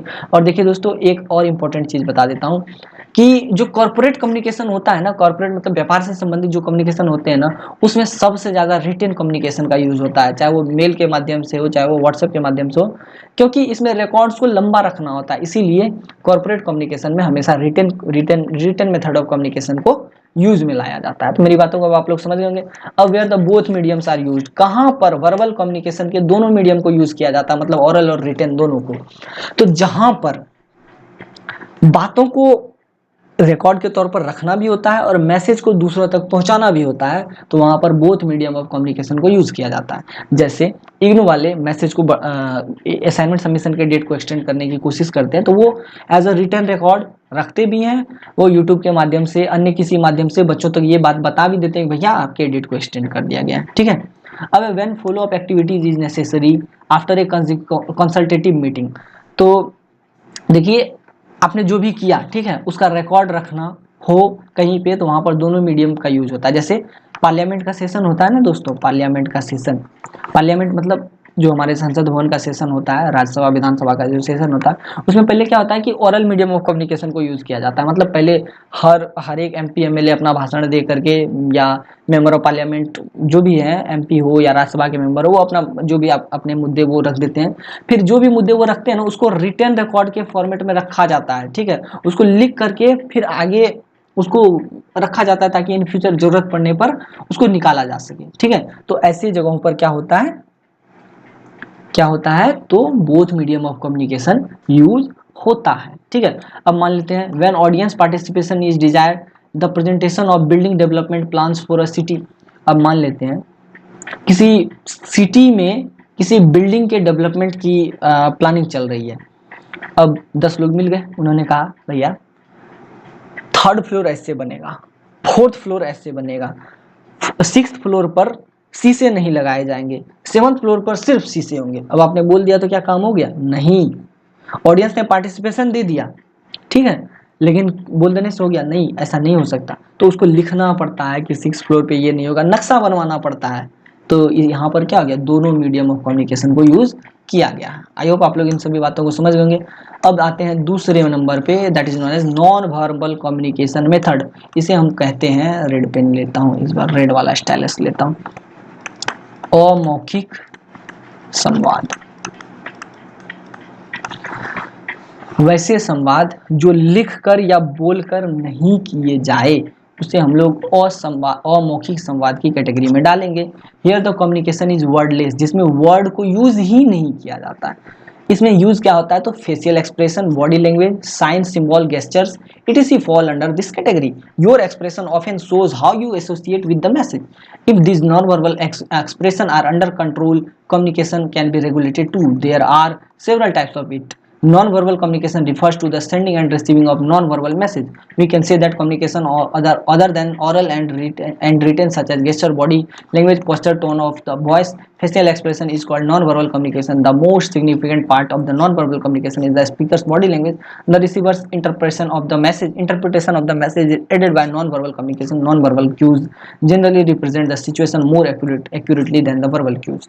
अब देखिए भैया, यहाँ पर सिंपल से बात ये कहने की कोशिश की जा रही है कि ओरल और रिटेन के अलावा, मौखिक और लिखित के अलावा कोई भी अन्य माध्यम कम्युनिकेशन का क्या कहलाता है, तो नॉन वर्बल कम्युनिकेशन कहलाता है। इसमें किसी भी वर्ड का यूज नहीं होता, ये कम्युनिकेशन वर्डलेस होता है। मैं समझाने की कोशिश करता हूँ। ये वाला जो सिंबल मैंने लिखा है, आप मुझे ये बताइए, क्या इसमें मैंने कुछ लिखा है क्या?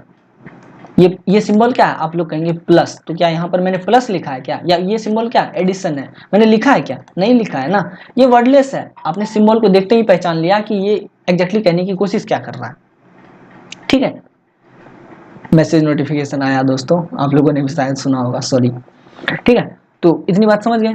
तो वैसे कम्युनिकेशन जो वर्डलेस होते हैं, जिसमें सिंबल्स को यूज किया जाता है, उसके बाद बॉडी लैंग्वेज को यूज किया जाता है। जैसे मैं आपको समझाने की कोशिश करता हूँ। जैसे आपने देखा होगा कि कभी कोई व्यक्ति गुस्सा होता है ना, तो वो बात बात पर अपनी हाथों को चमकाता है, ऐसा लगता है जैसे वो हाथों से मार ही डालेगा।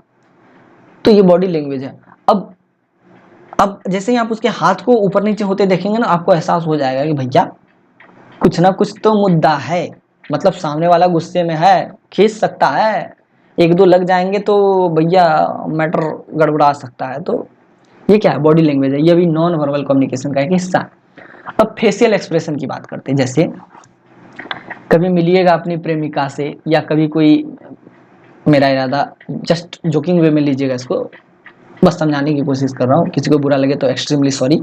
तो बात करते हैं, तो कभी मिलिएगा अपनी प्रेमिका से, तो उसकी मुस्कुराहट को देखिएगा, उसको देखते ही ऐसा एहसास हो जाएगा, भैया मेरी प्रेमिका तो हमसे बड़ी प्रेम करती है, बिना कुछ बोले ही जग जाहिर कर देती है, आंखों से ही सब कुछ बता देती है। या फिर ऐसे मान लीजिए, कभी मिलिएगा अपने प्रेमी से, वो बिना कुछ बोले ही आपके दिल को छू जाएगा। ठीक है, एकदम समझ जाइए। तुम कुछ मत कहो मैं समझ लूंगा, तुम कुछ मत कहना मैं समझ लूंगा, तुम बस आंखें चलाना मैं सब कुछ समझ लूंगा। ठीक है, तो ये क्या है? Non verbal medium of communication है। इसके मेनली 3 एलिमेंट होते हैं। अपीयरेंस, ठीक है, उसके बाद दूसरा होता है बॉडी लैंग्वेज, तीसरा होता है साउंड। तो चलिए अपीयरेंस से बात करते हैं। जैसे आपको मैं एक बात बताता हूँ। जैसे आप देखते होंगे ना कि सड़क पे चलते हैं आप बहुत अच्छे से, आप बहुत अच्छे आदमी हैं, ठीक है, सड़क पे साइड से चल रहे हैं, सामने से एक लौंडा एकदम बड़ा सा वो जिक्सर बाइक लेके या फिर R1 बाइक लेके आया, R15 बाइक लेके आया, एकदम लहरिया कट मार के चला गया। ठीक है, और उसके हेयर स्टाइल को आपने देखा, उसके हेयर स्टाइल, बड़े बड़े हेयर, बड़े बड़े बाल ऐसे खड़े थे, आप देख के बोलेंगे लगता है कोई आवारा लड़का था। तो यहाँ पर क्या है? ये non verbal medium of communication है। इसमें बंदे के हेयर स्टाइल ने बता दिया कि भैया ये कैसा लड़का होगा। क्लॉथिंग सेंस की बात कर लेते हैं। हालांकि मुझे इस पर कोई कमेंट नहीं करना चाहिए, फिर भी मैं कोशिश करता हूँ कि किसी को बुरा भी ना लगे और मेरी बातें भी आप लोग तक पहुँच जाए। जैसे आप कभी जाइएगा अपनी प्रेमिका को लेकर के किसी रेस्टोरेंट में, तो आप हर समय ये कोशिश कीजिएगा कि आप एकदम नीट एंड क्लीन कपड़े पहने। आप कोशिश कीजिएगा ना, करेंगे, बिल्कुल करेंगे आप, ताकि आप अपने प्रेमिका को रिझा सके या फिर कोई प्रेमिका अपने प्रेमी को रिझा सके। परफ्यूम लगाएंगे, तो ये जो अपीयरेंस है यह भी नॉन वर्बल कम्युनिकेशन का हिस्सा। अब जैसे ही प्रेमी प्रेमिका मिलेंगे तो एकदम नैनों के तीर चलेंगे, कपड़े देख के प्रेमिका बोलेगी वाह आपने क्या सुंदर कपड़े पहने हैं, क्या मस्त परफ्यूम लगाया है। ठीक है, तो प्रेमिका बोलेगी आपने मेरे लिए किया ये सब क्या? तो आप थोड़ा शर्मा देंगे, तो प्रेमिका समझ जाएगी भैया मेरे लिए ही किया गया। सेम इसी तरीके के कंडीशन को प्रेमी द्वारा प्रेमिका पर लागू करते। प्रेमिका अच्छे से कपड़े पहन के आएगी, डियो लगा के आएगी, परफ्यूम लगा के आएगी, बोलेगी कि कैसी लग रही हूँ मैं आज, तो प्रेमी देखते ही आंखों से ही बोलेगा, भाई बहुत ही मस्त लग रही हो, कातिल लग रही हो, तुम्हारा ड्रेसिंग सेंस बहुत गर्दा है। तो ये क्या है? नॉन वर्बल कम्युनिकेशन है, बॉडी लैंग्वेज। ये तो बता ही चुका हूँ, फेशियल एक्सप्रेशन की चेहरा आंखें सब बता देती हैं। आंख को देखते ही व्यक्ति पहचान लेता है। आप गुस्से में हैं तो आपकी आंखें लाल होंगी, आप प्रेम में हैं तो आंखें झुकी होंगी, ठीक है। ये सब क्या है? Body language. ये सब नॉन वर्बल कम्युनिकेशन है। साउंड, गुस्से में है तो आवाज, कैसे बात कर रहे हो जी, ऐसे बात करना है क्या कर रहे हो जी, तो ये क्या है? गुस्सा है। साउंड में जो लाउडनेस होगी, जितनी ज़्यादा लाउडनेस होगी उतना ज़्यादा पता चलेगा आप गुस्से में। किसी से प्यार से बात करेंगे तो ऐसे बोलेंगे, तुम्हारे बिना मेरी जिंदगी अधूरी है। कितने प्यार से बोल रहे हैं। तो ये क्या है? नॉन वर्बल कम्युनिकेशन का एक पार्ट है। वॉल्यूम, स्पीच रेट, ये सारे नॉन वर्बल कम्युनिकेशन के पार्ट हैं, ठीक है। तो मेरी बातों को आप लोग समझ गए होंगे। ऐसे भी कह सकते हैं, आप जाएंगे अपने प्रेमिका से मिलने, या फिर कोई प्रेमिका अपने प्रेमी से मिलने जाएगी तो कहेगी, तुम्हारे बिन मैं एक अधूरी सी मुस्कान हूँ। तो ये क्या है? नॉन वर्बल कम्युनिकेशन है। खैर, ये सब मैं बस जोकिंग पर्पज से कह रहा था, ताकि आप लोगों को खुशी भी मिल जाए और आप लोग समझ भी जाए। अगर किसी को कोई कुछ जरा भी बुरा लग गया होगा तो मैं माफी चाहता हूँ। खैर, अब आगे बढ़ते हैं। नॉन वर्बल कम्युनिकेशन मेनली दो तरह के होते हैं, फिजिकल नॉन वर्बल कम्युनिकेशन और एस्थेटिक कम्युनिकेशन। तो फिजिकल नॉन वर्बल की बात कर लेते हैं। Anything that is physically observable falls under this head. Body movement, body language, hand gesture, posture, touch and stance, facial expression, etc are its example. Daily, as researchers suggest, we are about 55% non-verbal or physical communication methods to convey our message. If one soldier are dropped and he sits with his face in his hand, it can be assumed that he is in despair and distress. Thus, biological reaction and emotional situation are integral. तो physical non verbal communication मतलब शारीरिक गैर मौखिक communication. इसमें क्या होता है ना कि वो सारे कम्युनिकेशन जो हमें दिखते हैं, जैसे बॉडी लैंग्वेज, गुस्से से आंख का लाल होना, हाथों का हिलना, बॉडी मूवमेंट, और उसके बाद क्या कहते हैं, आंखों का शर्माना, ये सब क्या है? फिजिकल नॉन वर्बल कम्युनिकेशन के अंदर, क्योंकि इसे हम देख के समझ पा रहे हैं, ठीक है। तो ये क्या हो गया? फिजिकल नॉन वर्बल कम्युनिकेशन हो गया, ठीक है। कभी कभी इसमें सिंबल्स को यूज किया जाता है, जैसे खोपड़ी, हड्डी, ये कभी कभी प्यार के लिए ऐसे वाला दिल आ है, ये दिल बनाया जाता है, ठीक है। तो ये सब क्या है? फिजिकल नॉन वर्बल कम्युनिकेशन में आते हैं। अब बात करते हैं एस्थेटिक कम्युनिकेशन में। तो ये आर्ट के थ्रू, मतलब पेंटिंग वेंटिंग वगैरह के थ्रू अगर मैसेज को डिलीवर करने की कोशिश की जाती है ना, तो उसे एस्थेटिक कम्युनिकेशन कहते हैं। और ये क्या है? एक non verbal communication of medium है, non verbal medium of communication है, ठीक है। जैसे मैं आपको समझाने की कोशिश करता हूँ। अब मैं तो बिहार का रहने वाला हूँ प्रॉपर, तो बिहार में एक मधुबनी आर्ट फेमस है, ठीक है। तो मधुबनी पेंटिंग क्या है? इसमें क्या है ना कि एक हिस्टोरिकल मैसेज को डिलीवर करने की कोशिश की जा रही है। आप लोग देखेंगे आपकी पेंटिंग बहुत अच्छी आती होगी, जब मोबाइल से फोटो लेते कितनी अच्छी आती है। आप किसी अच्छे से पेंटर के पास जाते हैं, आपका वो स्केच बनाता है तो एग्जैक्टली बना देता है, लेकिन मधुबनी पेंटिंग में ऐसा नहीं होता है। मधुबनी पेंटिंग की तस्वीरें अगर मैं दिखा पाता तो आपको दिखाता जरूर, ठीक है। एक सेकेंड मैं कोशिश करता हूँ, एक सेकेंड। एक बार मैं इसको, ये वाला कहाँ गया भाई? ये वाला नहीं था, मधुबनी पेंटिंग बताया ना मैंने। एक सेकेंड खोलता हूँ, सॉरी, ये वाला इसको इरेज करता हूँ, खुल जाने दीजिए। मधुबनी पेंटिंग दिखाई देता हूँ मैं आपको जस्ट। अच्छा, मधुबनी पेंटिंग की बात हम लोगों ने कर ली, और उसके साथ ही आप लोग अगर हिस्ट्री कोई पढ़ते होंगे तो उन्होंने क्या कहते हैं, एंशिएंट हिस्ट्री ऑफ इंडिया में भीमबेटका का नाम जरूर सुना होगा, ठीक है। भीमबेटका है ना, ये एक क्या कहते हैं, गुफा है, ठीक है। ये शायद मध्य प्रदेश में, हाँ, भीमबेटका मध्य प्रदेश में है, ठीक है। मध्य प्रदेश में ये गुफा है, वहां पर है ना ऐसे करके क्या कहते हैं, ऐसे पिक्चर्स बने हैं गुफाओं में पत्थरों पे, ठीक है। और पत्थरों पे पत्थर बने हुए हैं, और उसमें त्रिशूल से क्या कहते हैं, जानवरों को मारते हुए दिखाया गया है। तो उसमें क्या है कि मैसेज को डिलीवर करने की कोशिश की जा रही है इन द फॉर्म ऑफ आर्ट, ठीक है। तो ये क्या है, क्या कहते हैं, यही क्या है, एक मीडियम है, क्या है, तो मैसेज डिलीवर करने का एक मीडियम, और ये क्या है, नॉन वर्बल कम्युनिकेशन और non verbal medium of communication है। ठीक है, एक बार मैं इसको खोलता हूँ, भीमबेटका वाला भी दिखा देता हूँ आप लोगों को, और ये वाला भी दिखा देता हूँ, क्या बोलते हैं, अभी मैंने क्या मधुबनी पेंटिंग की बात की थी। ठीक है, भीमबेटका कैब, भीमबेटका कैब,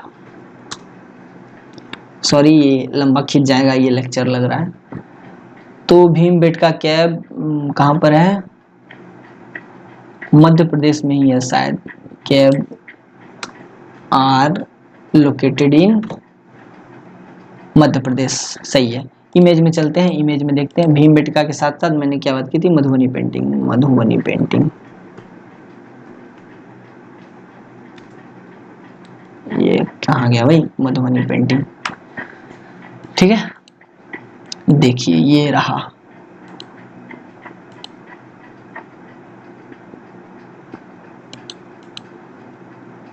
ये वाला देखिए, यही है मधुबनी पेंटिंग। तो ये सब क्या है, non verbal communication of medium है, non verbal medium of communication. मैं बार बार इसमें क्यों गलती कर रहा हूँ भाई, मैं पागल हो गया हूँ क्या।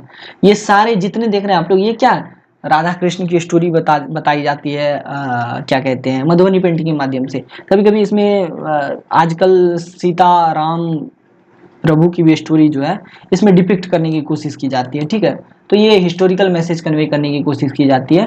आई होप आप लोग इसको समझ गए होंगे। कहाँ गया भाई, ये अभी तुरंत तो पिक्चर था इसमें, हाँ ये वाला उतना अच्छा नहीं, हाँ ये वाला देखिए, ये तो खुल भी नहीं रहा, ये वाला छोड़ते हैं।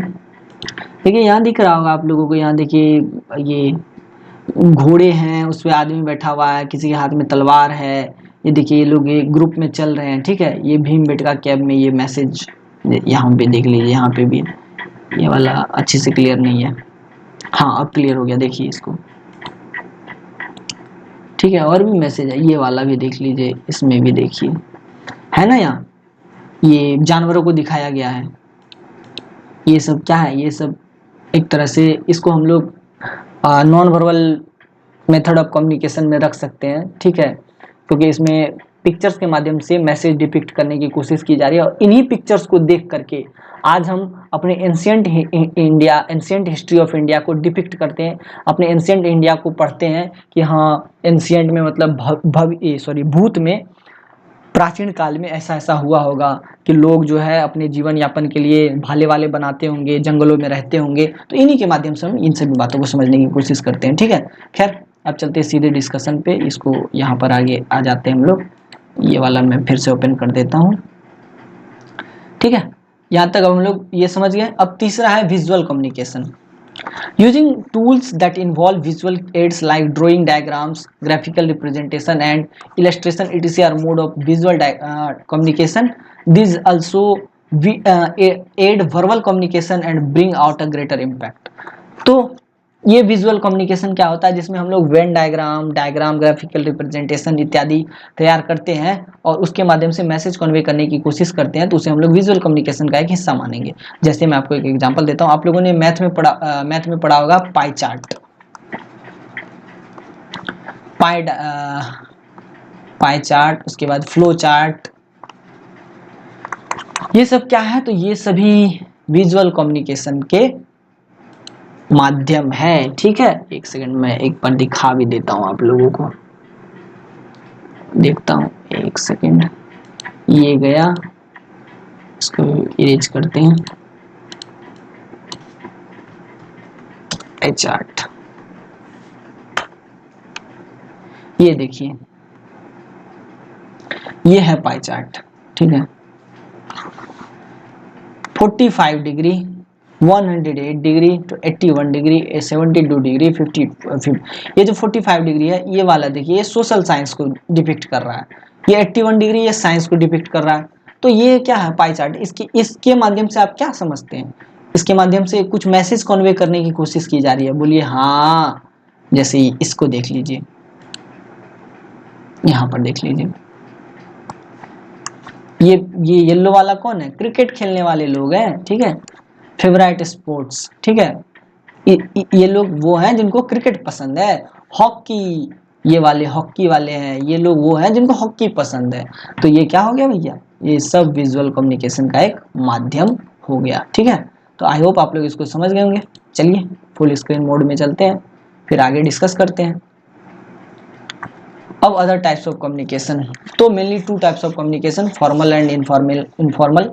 Formal this occurs where when there is a formal relationship between the deliverers and the audience, such as in a business setup. Formal communication in a company refers to communication that occurs through official channels. Communication between managers or employees in the same cadre, as well as between superior and subordinate and vice versa. This can be again of three types. तो ये formal communication mainly तीन सब types में divide होते हैं। Formal communication की अगर बात करें तो मैं आपको सीधा सीधा बता देता हूँ दोस्तों, ये एक नॉर्मल नहीं, ये एक अपर लेवल का कन्वर्जेशन होता है, अपर लेवल का कम्युनिकेशन होता है। फॉर्मल मतलब होता है औपचारिक। क्या लिख रहा हूं भाई मैं भी, औपचारिक संचार। ठीक है, इसमें क्या होता है कि हम सिर्फ उन्हीं बातों को करते हैं जितनी आवश्यकता होती है, जरूरत से ज्यादा बातें इसके अंदर नहीं होती है, और इसमें रेस्पेक्ट की भावनाओं से ही बातें की जाती है। जैसे कि आप किसी एसपी के ऑफिस में जाएंगे, एसपी को क्या बोलेंगे, ओए एसपी मेरी बात सुन ले इधर, ऐसा नहीं बोल सकते आप उन्हें कहेंगे श्रीमान मुझे आपसे एक काम है और मैं चाहता हूं कि आप मेरे उस काम को करने में हेल्प करें। तो ये फॉर्मल कम्युनिकेशन का एक पार्ट हो गया।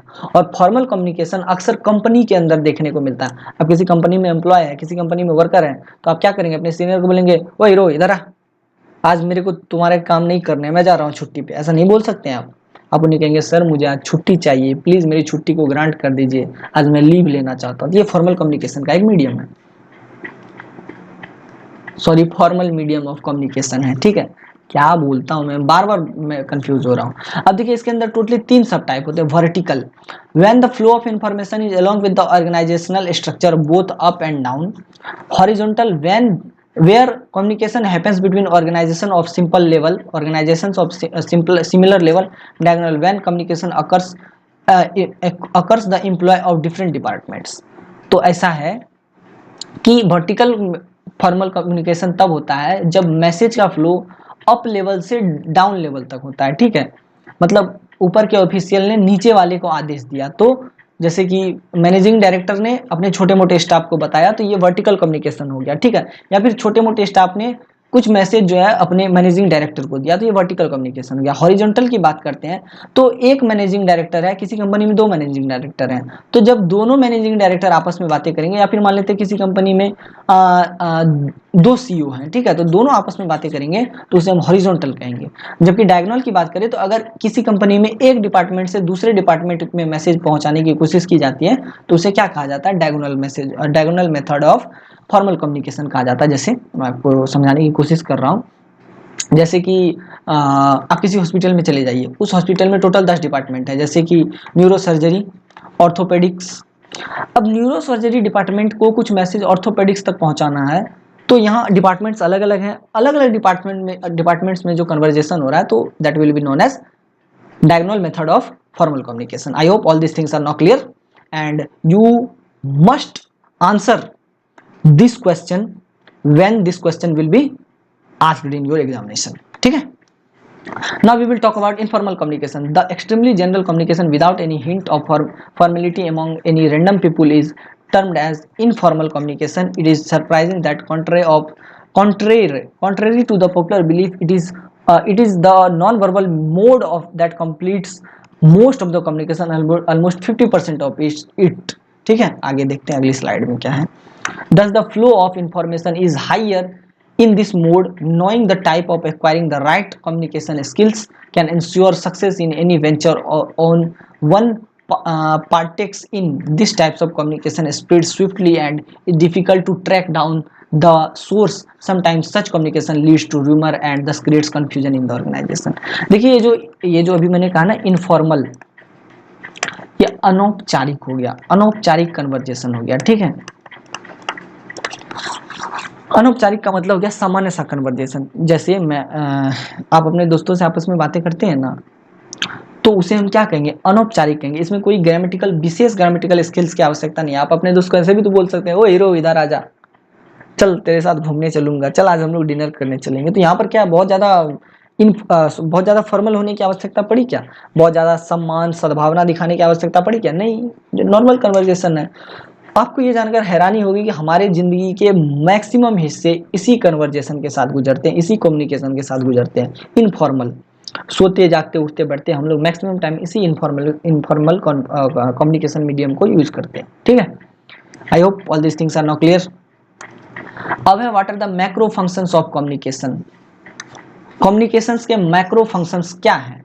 तो इमोटिव फंक्शन है, डायरेक्टिव फंक्शन है, फेटिक फंक्शन है, पोएटिक फंक्शन है, रिफरेंशियल फंक्शन है, उसके बाद मेटालिंग्विस्टिक फंक्शन है और कॉन्टेक्सचुअल फंक्शन है। तो इमोसिव फंक्शन की बात करें तो इसमें क्या होता है कि इनर स्टेट्स और इमोशन को दिखाने की कोशिश की जाती है कम्युनिकेशन में। जैसे आप इनर स्टेट्स और इमोशन को अगर दिखाने की कोशिश की जाती है ना, तो उसे हम लोग इमोसिव फंक्शन के अंदर, इमोटिव बोलिए या इमोसिव बोलिए, जो बोलिए आप, उसके अंदर रखते हैं।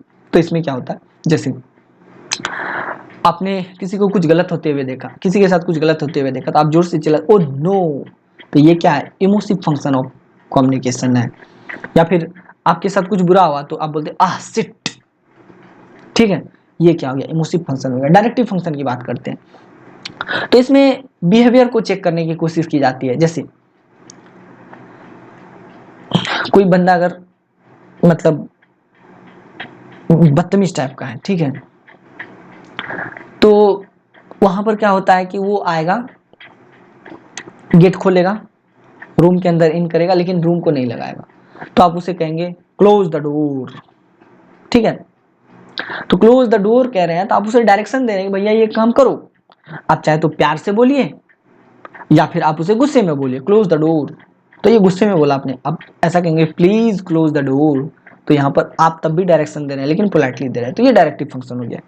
फेटिक फंक्शन की बात करते हैं तो इसमें देखा जाता है कि सामने वाला जो रिसीवर है वो एग्जैक्टली मैसेज को समझ पा रहा है या नहीं पा रहा है, या फिर सेंडर की बात को समझ पा रहा है या नहीं पा रहा है, ठीक है। तो जैसे मैं आपको बात करता हूँ, बात करके समझाने, आप सामने मेरे खड़े हैं, ठीक है, मैं आपसे बात कर रहा हूँ, आपका ध्यान कहीं और है, या फिर मैं आपको नहीं पहचान रहा हूँ, तो मैं आपसे बोलूंगा हेलो इज इट रामा, क्या यह राम है, या फिर आप मेरी बातों को नहीं सुन रहे तो मैं ये बोलूंगा can you hear me mister Rama. तो ये क्या हो गया, फैटिक फंक्शन हो गया। पोएटिक फंक्शन भी होता है, उसके साथ साथ रेफरेंशियल फंक्शन भी होता है जिसमें इंफॉर्मेशन कैरी किया जाता है। जैसे कि मैं आपको बता रहा हूँ कम्युनिकेशन में आपसे बातें कर रहा हूँ, तो यहाँ पर मैं क्या कर रहा हूँ, अपने इंफॉर्मेशन देने की कोशिश कर रहा हूँ, अपने मैसेज देने की कोशिश कर रहा हूँ, तो ये क्या हो गया, रेफरेंशियल फंक्शन हो गया। फिर ये स्लाइड्स में जो इतने सारे इंफॉर्मेशन लिखे गए हैं, तो ये क्या हो गया, स्लाइड्स में बहुत सारे इंफॉर्मेशन है, तो ये रेफरेंशियल फंक्शन ऑफ कम्युनिकेशन हो गया। मेटालिंग्विस्टिक फंक्शन की बात करते हैं तो इसमें क्या होता है, ये देखने की कोशिश की जाती है कि जो कम्युनिकेशन हो रहा है वो सही है या नहीं है, टूटा फूटा तो नहीं है, वो सही है ना। तो यहाँ पर क्या हो गया, मेटालिंग्विस्टिक फंक्शन हो गया। आई होप आप लोग इसको समझ गए होंगे। All this things are now clear. Contextual function की बात करते हैं तो इसमें क्या होता है, देखा जाता है कि कैसे करके कॉन्टेक्स्ट को आगे बढ़ाया जाए, मैटर को आगे बढ़ाया जाए। तो इसमें बोलते हैं ना भैया right let's start the meeting now, जैसे मैं अक्सर वीडियो में बोलता हूँ without wasting the time let's proceed to the topic. तो यहाँ पर क्या हो गया, ये कम्युनिकेशन का मैक्रो फंक्शन हो गया और ये कॉन्टेक्सचुअल फंक्शन ऑफ कम्युनिकेशन हो गया। I hope all this things are now clear. अगला क्वेश्चन क्या है, अगला क्वेश्चन है explain the concept of Marshall McLuhan global village. ठीक है, ये लास्ट क्वेश्चन मैं बता रहा हूँ आज का, क्योंकि आई थिंक वीडियो बहुत लंबा हो चुका होगा, 1.5 घंटे का हो गया होगा और आप लोग बोर हो जाएंगे, तो अब मैं इसको क्लियर बताता हूँ। Global village was defined by Marshall McLuhan is the world is that the world become like a small world through technology. People can share, communicate and get information wherever they are and where they are. However, this innovative way of connection has the affection on the people as well as good or bad. Mulhan stated that village is fission, not fusion in depth. there has been a technology such as social media and internet explode that has developed and spread in different areas of our lives such as YouTube, Twitter, Skype, individual blogs and Facebook. In this stage of age of globalization, it is very important and easy to be able to share and access information, gathers other opinion and knowledge, not only for education and entertainment but also to build relationship and communication ties। तो देखिए दोस्तों, ये जो है ना, martial मुल्हान ने global village की कल्पना की थी और उसी को यहाँ पर एक्सप्लेन करने की कोशिश की जा रही है। तो मार्शल मुल्हान पूरे विश्व को एक ग्लोबल विलेज के तौर पर देखते हैं और कहते हैं कि यह एक स्मॉल वर्ल्ड है, ठीक है, जो कि जिसमें कि सभी लोग एक दूसरे से टेक्नोलॉजी के थ्रू क्या होंगे, कनेक्टेड हो जाएंगे। पीपुल अपने आइडियाज को शेयर कर सकेंगे, कम्युनिकेशन को शेयर कर सकेंगे, जो भी वो देना चाहते, जो भी मैसेज वो देना चाहते बिना किसी समस्या के वो शेयर कर सकेंगे, ठीक है। और इसमें हमारी मदद कौन करेगा, तो टेक्नोलॉजी करेगा, जैसे कि आज हो भी रहा है। आज हमारे सामने ये सारी चीजें देखने को भी मिल रही है। पूरा वर्ल्ड एक ग्लोबल विलेज बन चुका है, हमारे पूरे वर्ल्ड का ग्लोबलाइजेशन हो चुका है, ठीक है, मतलब वैश्वीकरण हो गया। इसमें टेक्नोलॉजी कैसे मदद कर रही है, तो बहुत तरीके से मदद कर रही है। यूट्यूब, जैसे यूट्यूब की बात कर लेते हैं, मैं आपसे बातें कर रहा हूँ यूट्यूब के माध्यम से कर रहा हूँ, मैं अपनी बातों को कई लोगों तक पहुंचाने की कोशिश कर रहा हूँ। ट्विटर हो गया, कई लोग अपने ट्विटर पोस्ट डालते हैं तो अपने विचारों को क्या करते हैं, साझा करते हैं ग्लोबल विलेज में, पूरे ग्लोबली अपने विचारों को साझा करने की कोशिश करते हैं। ठीक उसी प्रकार फेसबुक है वगैरह वगैरह है, जिसके माध्यम से क्या हो रहा है कि पूरे वर्ल्ड को ग्लोबल विलेज में बदलने की कोशिश की जा रही है और ऐसा हो भी रहा है, ठीक है। आई होप आप लोग इसको समझ होंगे। और ये जो इन्फॉर्मेशन वगैरह वगैरह जो शेयर किए जा रहे हैं, तो सिर्फ एजुकेशन और इंटरटेनमेंट पर्पज से नहीं, बल्कि रिलेशनशिप बिल्ड करने के लिए भी ग्लोबल विलेज की आवश्यकता है और टेक्नोलॉजी की आवश्यकता है। जैसे फेसबुक पर बातें करते हैं ना अपने गर्लफ्रेंड बॉयफ्रेंड से, अपने यार दोस्तों से, इंस्टा पे करते हैं ना, तो ये सब क्या है, मार्शल मुल्हान की ग्लोबल विलेज की एक कामना है, उनकी एक सोच है। ऑन द अदर हैंड देखिए निगेटिव साइड भी है ग्लोबल विलेज का। Today most of the countries continues to be globalized such as launching different countries shop by global village we can get information about the situation of other countries like population and possibly want to try or get that branded stuff. It is also good to develop their own countries but as well as disappearing their culture or identity slowly. Dixon 2009 explained that a main concern held by those worry of the effects of the cultural globalization is that American media and culture have a negative impact on other culture, ठीक है, around the world. In other words, countries with more economic influence will eventually control the cultural standard by which the rest of the world will have to live. देखिए बात ऐसी है ना दोस्तों, positive बात है ग्लोबल विलेज जो martial मुल्हान ने कल्पना की, तो इसमें पॉजिटिविटी तो है कि लोग एक दूसरे से जुड़ जाते हैं, बिना किसी समस्या के अपने विचारों का आदान प्रदान कर लेते हैं। लेकिन इसका एक निगेटिव, इसके कई सारे निगेटिव इम्पैक्ट भी हैं। अब चूंकि वर्ल्ड एक ग्लोबल विलेज बन चुका है, तो देखिए इससे क्या हो रहा है कि जो रीजनलिटी है, जो रीजनल कल्चर है, उसको नुकसान हो रहा है। जैसे इंडिया जब ग्लोबलाइज नहीं था तो इस यहाँ के लोग धोती कुर्ता पहनते थे, लुंगी पहनते थे, ठीक है, और वो खादी के कपड़े पहनते थे। जब यहाँ पर ग्लोबलाइजेशन हुआ, ग्लोबल विलेज बना इंडिया, तो यहाँ पर जीन्स का चलन हो गया, तो अब लुंगी धोती कुर्ता ये समाप्त हो गया। अब जीन्स बनता है मशीन से, ठीक है, और जो धोती कुर्ता लुंगी वगैरह बनते थे उसको करघे से बनाया जाता था, बुनकर लोग मेहनत करते थे।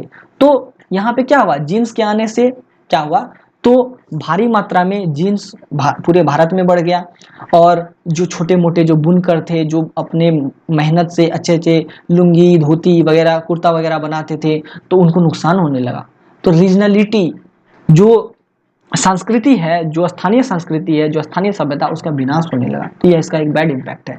और देखिए अब जीन्स बड़ी बड़ी कंपनियों से इंपोर्ट होकर इंडिया आता है, तो अब बड़ी बड़ी कंपनियों की और बड़े बड़े देशों की, जो डेवलप्ड देश हैं, जो बड़े बड़े विकसित देश हैं, उनकी मोनोपोली हो जाती है छोटे मोटे देशों पर। जैसे इंडिया में जीन्स कई सारे आने लगे हैं, एलन सोली, उसके बाद डीजल, जारा वगैरह वगैरह, पता नहीं कौन कौन सी कंपनियां। तो इससे क्या हो रहा है, जो लोकल लोग हैं उनको नुकसान हो रहा है। और अल्टीमेटली क्या हो रहा है, इंडिया में ये सारे जीन्स बिक रहे हैं, तो इंडिया से टैक्स तो जा रहा है ना उतने बड़े देश में, विदेशों में। तो इससे क्या हो रहा है, जो बड़ी बड़ी कंट्रीज हैं उनका ज़्यादा दबदबा जो है छोटे छोटे देशों पर स्थापित हो रहा है। तो आई होप आप लोग इसको समझ होंगे।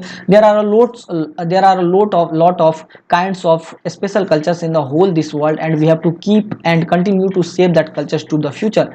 It is good to get information and connect और communicate with others but it causes becoming similar countries with original cultures. तो ऐसा है देखिए भैया कि कल्चरल विलेज या ग्लोबल विलेज अच्छा है हमारे लिए, लेकिन हमें ऐसा बिल्कुल नहीं करना चाहिए कि इस ग्लोबल विलेज के माध्यम से स्थानीय कल्चर को डिस्ट्रॉय कर देना चाहिए। जो स्थानीय कल्चर जैसा है उसे वैसे ही रहने के लिए देना चाहिए। जैसे कि पहले हम यहाँ चावल वगैरह खाते थे, मतलब भात दाल ये सब्जी वगैरह खाते थे। आजकल क्या गया, मोमो बर्गर पिज्ज़ा वगैरह फलाना फलाना आ गया, तो लोग फास्ट फूड ज़्यादा खाना पसंद करने लगे। तो चावल वगैरह इन सबको नुकसान हो गया, ठीक है, लोग कम खाते हैं। तो ये इस तरीके से क्या हो रहा है, संस्कृति का नुकसान हो रहा है, संस्कृति को का हास्य हो रहा है। समझ गए ना मेरी बात? तो इसको बचाए रखना भी जरूरी है, समझे या नहीं समझे? क्योंकि अगर हम इसका नुकसान कर देंगे तो अल्टीमेटली हमें ही नुकसान होगा। जैसे मान लेते हैं हम क्या कर रहे हैं, एक एग्जांपल मैं आप लोगों को क्या दूं, मधुबनी पेंटिंग के का ही एग्जांपल ले लेते हैं जिसकी चर्चा अभी हमने ऊपर की थी।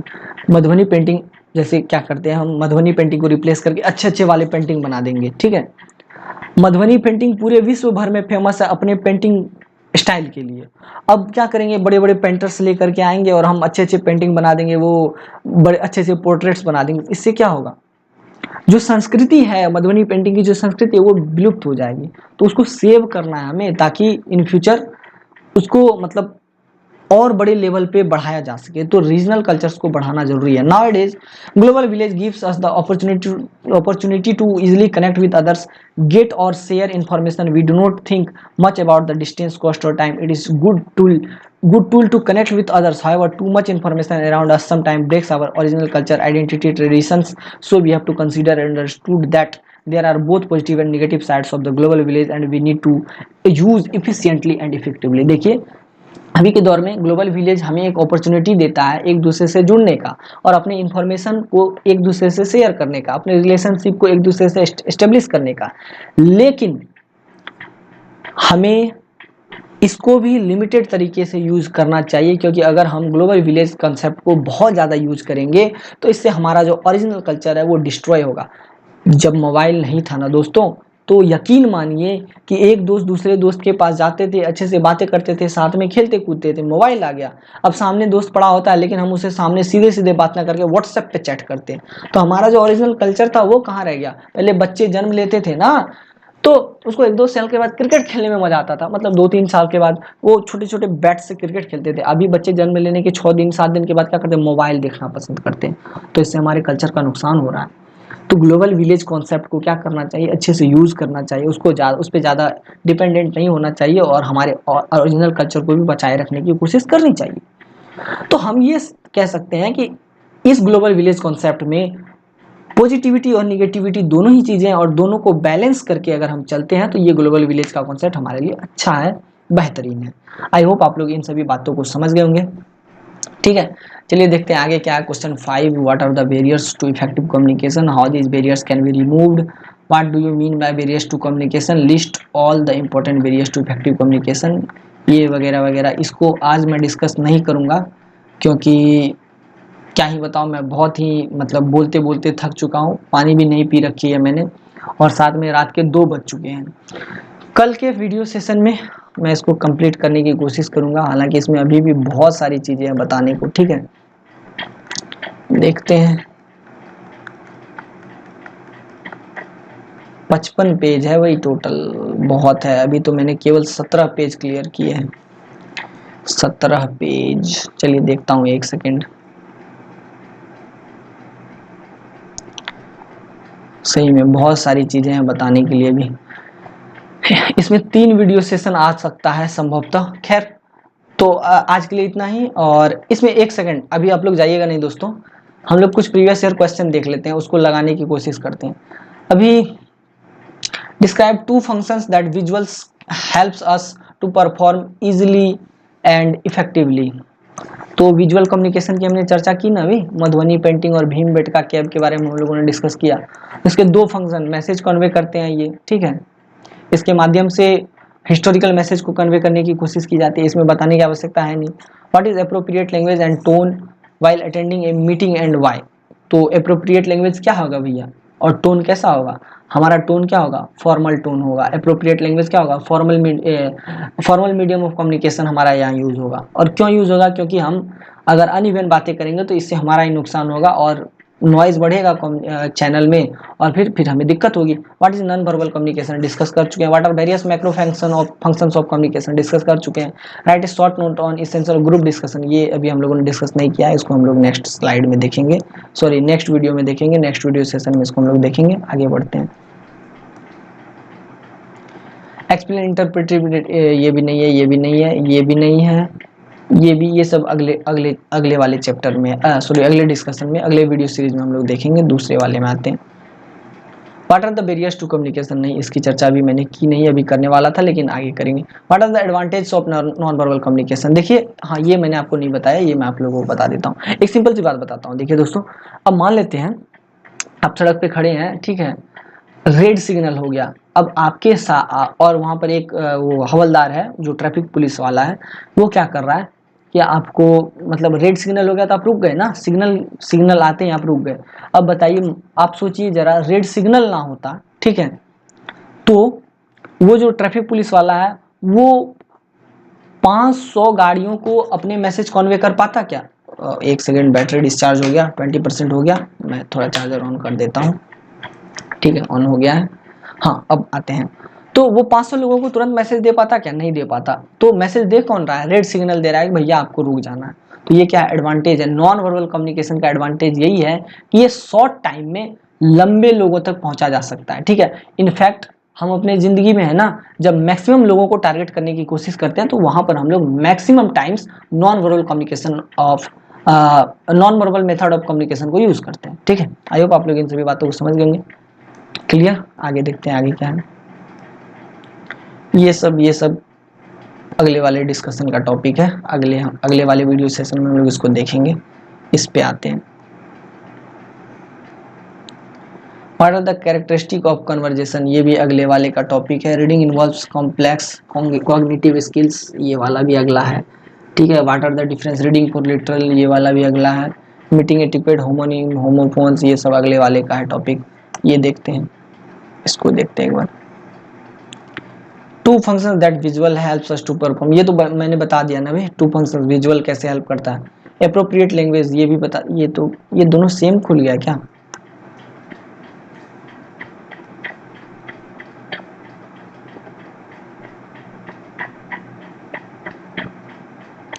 ये वाला, अच्छा ये वाला नहीं बताया था मैंने, ये बता देता हूँ। Explain with suitable examples how conversation, ये वाला तो अगले वाले का। What do state by interpret, ये भी अगले का है, ठीक है। ये वाला इसको इरेज कर दो। होमोनिम्स, आर्गुमेंटिव डिस्कोर्स, फॉर्मल लेटर, ये सब नेक्स्ट वीडियो सेशन के लिए बचा के रखते हैं हम लोग। अगले वीडियो सेशन में हम लोग इन सभी बातों को डिस्कस करेंगे। आज के इस वीडियो सेशन में इतना ही रहेगा दोस्तों। आशा करता हूँ कि ये वीडियो सेशन आप लोगों को अच्छा लगा होगा। और इस वीडियो सेशन में जो स्लाइड मैंने आप लोगों को दिखाई है, अगर जिन्हें भी ये स्लाइड चाहिए तो 9523779253 पर व्हाट्सएप कीजिएगा, वहाँ से आप लोगों को ये वीडियो स्लाइड जो है मिल जाएगी और आप लोग इसको पढ़ के अपने अपने एग्जाम्स अच्छे से क्लियर कर पाएंगे, ठीक है। और इस वीडियो स्लाइड के लिए थोड़ा बहुत चार्ज रहेगा, 40 या 45 के आसपास, जो भी हो वो हम लोग डिसाइड कर लेंगे आगे, और मैं आप लोगों को बता दूंगा। फिर मिलते हैं दोस्तों नेक्स्ट वीडियो सेशन में। Till then tata bye bye, take care, ठीक है। और अगर इस वीडियो सेशन में कोई भी त्रुटि अथवा कमी हो तो मैं इसके लिए माफी चाहता हूँ, और आप लोग कोई फीडबैक देना चाहते हैं तो कमेंट सेक्शन में फीडबैक दे सकते हैं, ठीक है दोस्तों। चलिए फिर गुड नाइट, क्योंकि वीडियो रात को शूट हो रहा है इसीलिए गुड नाइट।